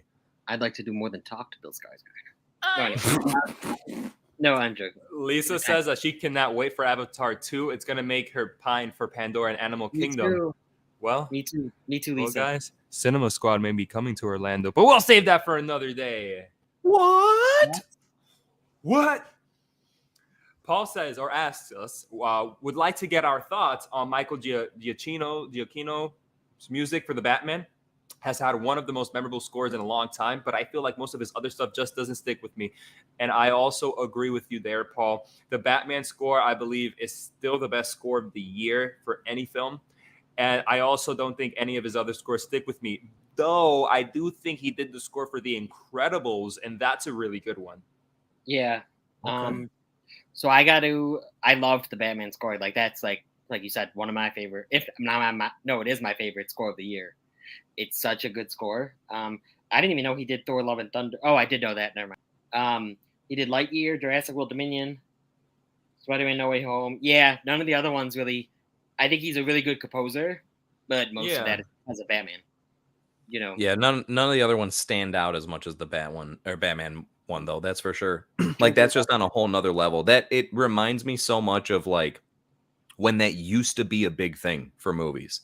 Now there was actually not too long ago, I saw a video of like a guy who was just asking people on the street where he was asking them one of two things: to either listen to a sound snippet of something and say what it was, or he'd say like, sing a song from like this movie for me. Right. And the whole point was like, there was a period of time, years ago, I've seen the video where like, and they would know, like they'd recognize, and it doesn't matter if it was older, younger people, like, there was just certain theme songs. If it was like, hey, sing this or like hum this, like they'd know it right away. But then they would ask to be like, hum anything from like the most recent Marvel movies. And then like you just see people like Avengers. No, I know that's themes of all time. No, I know. Trust me, that was the first thing that came to my head. But past that, it's pretty arguable that there's like not much of anything. Like there's nothing really that's like so obnoxiously recognizable that I could play it and you just be like, oh, dude, that's it, that's this, right? The Avengers to me is like the only one that thankfully has that. And then same like this with the Batman, like it has that same feel, and it's nice to have things that still seem to give as much of a shit about that because it adds such an extra element to movies. I would know Wonder Woman, I think, as well. But yeah, no, I know what you're saying. But I would know Wonder Woman. But for Wonder Woman, what is it? Do you know like the quick rock, like the like? I don't consider that to be like it fitting in the same category of things I'm thinking of. That's just like a few musical Dan, notes. for example, Dan, if I were to show you any piece of the score of a movie, any piece of the score of Wonder Woman, any piece, would you recognize it's from Wonder Woman? No, right? But if I showed you a piece of the score from E.T., would you know it was from E.T.? You know what I mean? Yeah. But same thing with Avengers. I wouldn't know anything but the Avengers tune. I get what you mean. Exactly. And that was the whole point was, it's kind of a shame that like, just like maybe quality with writing and again, character development, story structure, that it also seems like music, it's still obviously a big part of a lot of stuff, but also kind of just seems to be like, just give us some regular music that could just kind of tone out everything in the background that just carries everything along. But it's not anything that like, oh, this is that. Like we used to know Jurassic Park, yeah, Superman, nowadays. Star Wars. Right. That's a perfect example. So, guys, I got a little tag. This will be our very last question of the day. We're at 3 hours. We're going to end it right at 3 hours. Well, not right at, but here's the last question before we head off. It's from Drew. He says, which supporting performance in an action movie do you like more? Edward Furlong in T2, Sam Jackson, Die Hard 3, Lawrence Fishburne, The Matrix, or Sean Connery, and The Last Crusade? I haven't even seen T2, and I think that would be my choice, only because of how iconic Edward Furlong's performance is in that action film. T2 is so good. It's like one of my favorites. But T2, I'll say. I was thinking Die Hard 3 because I love Die Hard 3. But yeah, no, I'll say T2 as well. I'm going Lawrence Fishburne in The Matrix. Whoa, okay. Yeah, I still think like to this day the original Matrix is one of the most like game-changing movies that like holds up really well. Like if you've never seen it before and don't have a huge context of what it's about and just kind of interested, I would say like go ahead, throw that on, do yourself a huge fucking favor because it kind of makes you question reality after you watch that movie, which is why it's such a shame that the newest one is what it is. Yeah. I thought you were maybe going to say Sean Connery as well, so that's why I put this comment up by Eric. Oh, no, I mean, massive love for Sean Connery. He'd be my second choice for sure, because I do think he is a great, like, second in command, if you will, in The Last Crusade. But no, yeah, Lawrence Fishburne as Morpheus is on another level. And that is Shooting the Shit episode 2, guys. I want to thank Lisa and Eric, who threw in a couple last comments there. Thank you for staying on the whole time. And for the 6 people currently watching us at the very end, thank you all. Thank you all. That's awesome. With that being said, guys, I want to at least throw it to my compadres. I want them to shout themselves out. I think we're going to start with the sexiest man here. Me. Anyway.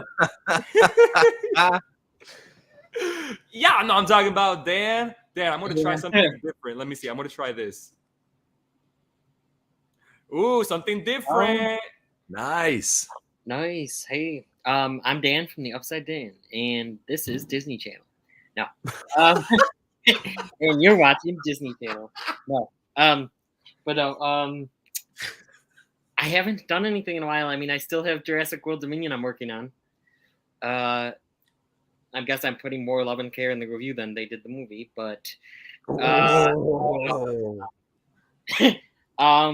no, that's really all I have. But yeah, definitely subscribe to me and all of my Cinema Squad friends, and of course, subscribe to this channel if you're not already, because we are going to be continuing with more Shooting the Shit and just more live streams and content, really. Nice. Yeah. Hey guys, so Lisa saying, thanks a lot. It's great to have you back. Great to have you back, Lisa. Great to have you back.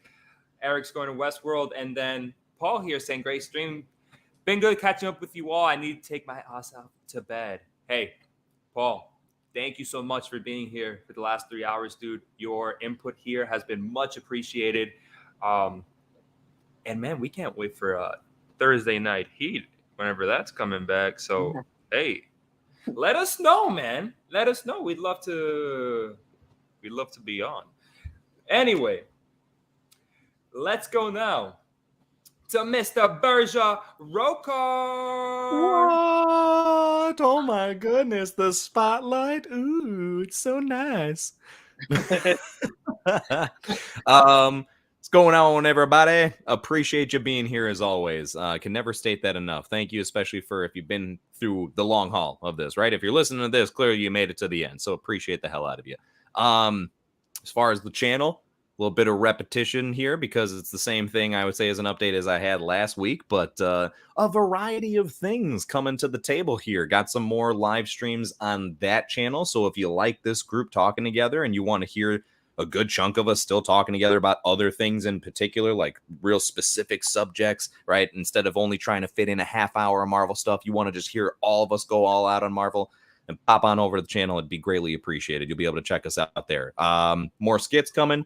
Reviews are finally starting to make their way back on there. So once again, a lot on the horizon. I'm very excited about that. So anybody that pops by, once again, thank you. Greatly appreciated. Drop that subscribe on there. And then to echo what Dan was saying, please don't forget to go ahead and subscribe to this channel, right? If you're already here, thank you so much for being here, but it means that much more to go ahead and make sure that you get those notifications to know when we got stuff going on, when we drop any other sort of videos on the side. So thank you in advance for that.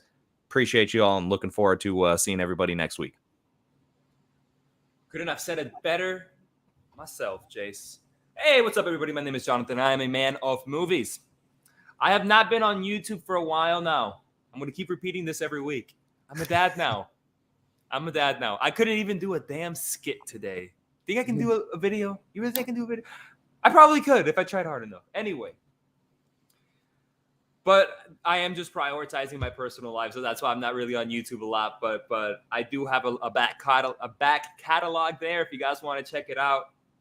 And like Jay said, you're on the Cinema Squad channel, my guy, which means you got to subscribe to the Cinema Squad channel if you want to continue shooting the shit season 2, episode 3. And something else we didn't bring up, guys, that episode 3 will see the return of guests. Special guests. That's right. We're thinking like who we're going to get this season. Maybe some returning guests. Definitely new guests. I think we know who episode 3, is going to be, but we're not going to say it quite yet. We'll let you guys know on Instagram where you should follow me, because that is where you'll find me the most. I have reviews on Instagram. I'm constantly on there. If you want to hit me up, you want to slide into my DMs, send them nudes. That's man of, yeah. Oh, wait. Yeah, Dan. Man of Movies 96 at Man of Movies 96. Hit me up on Instagram, and that's all I've got to say about my own promotional material, because guys, it has been fun, it has been real, and it has been real fun. With that being said, my friends, I forgot we have an outro. Now I gotta set up. Now I gotta set up for a friggin' outro. My friends, Godspeed, and it's pizza time.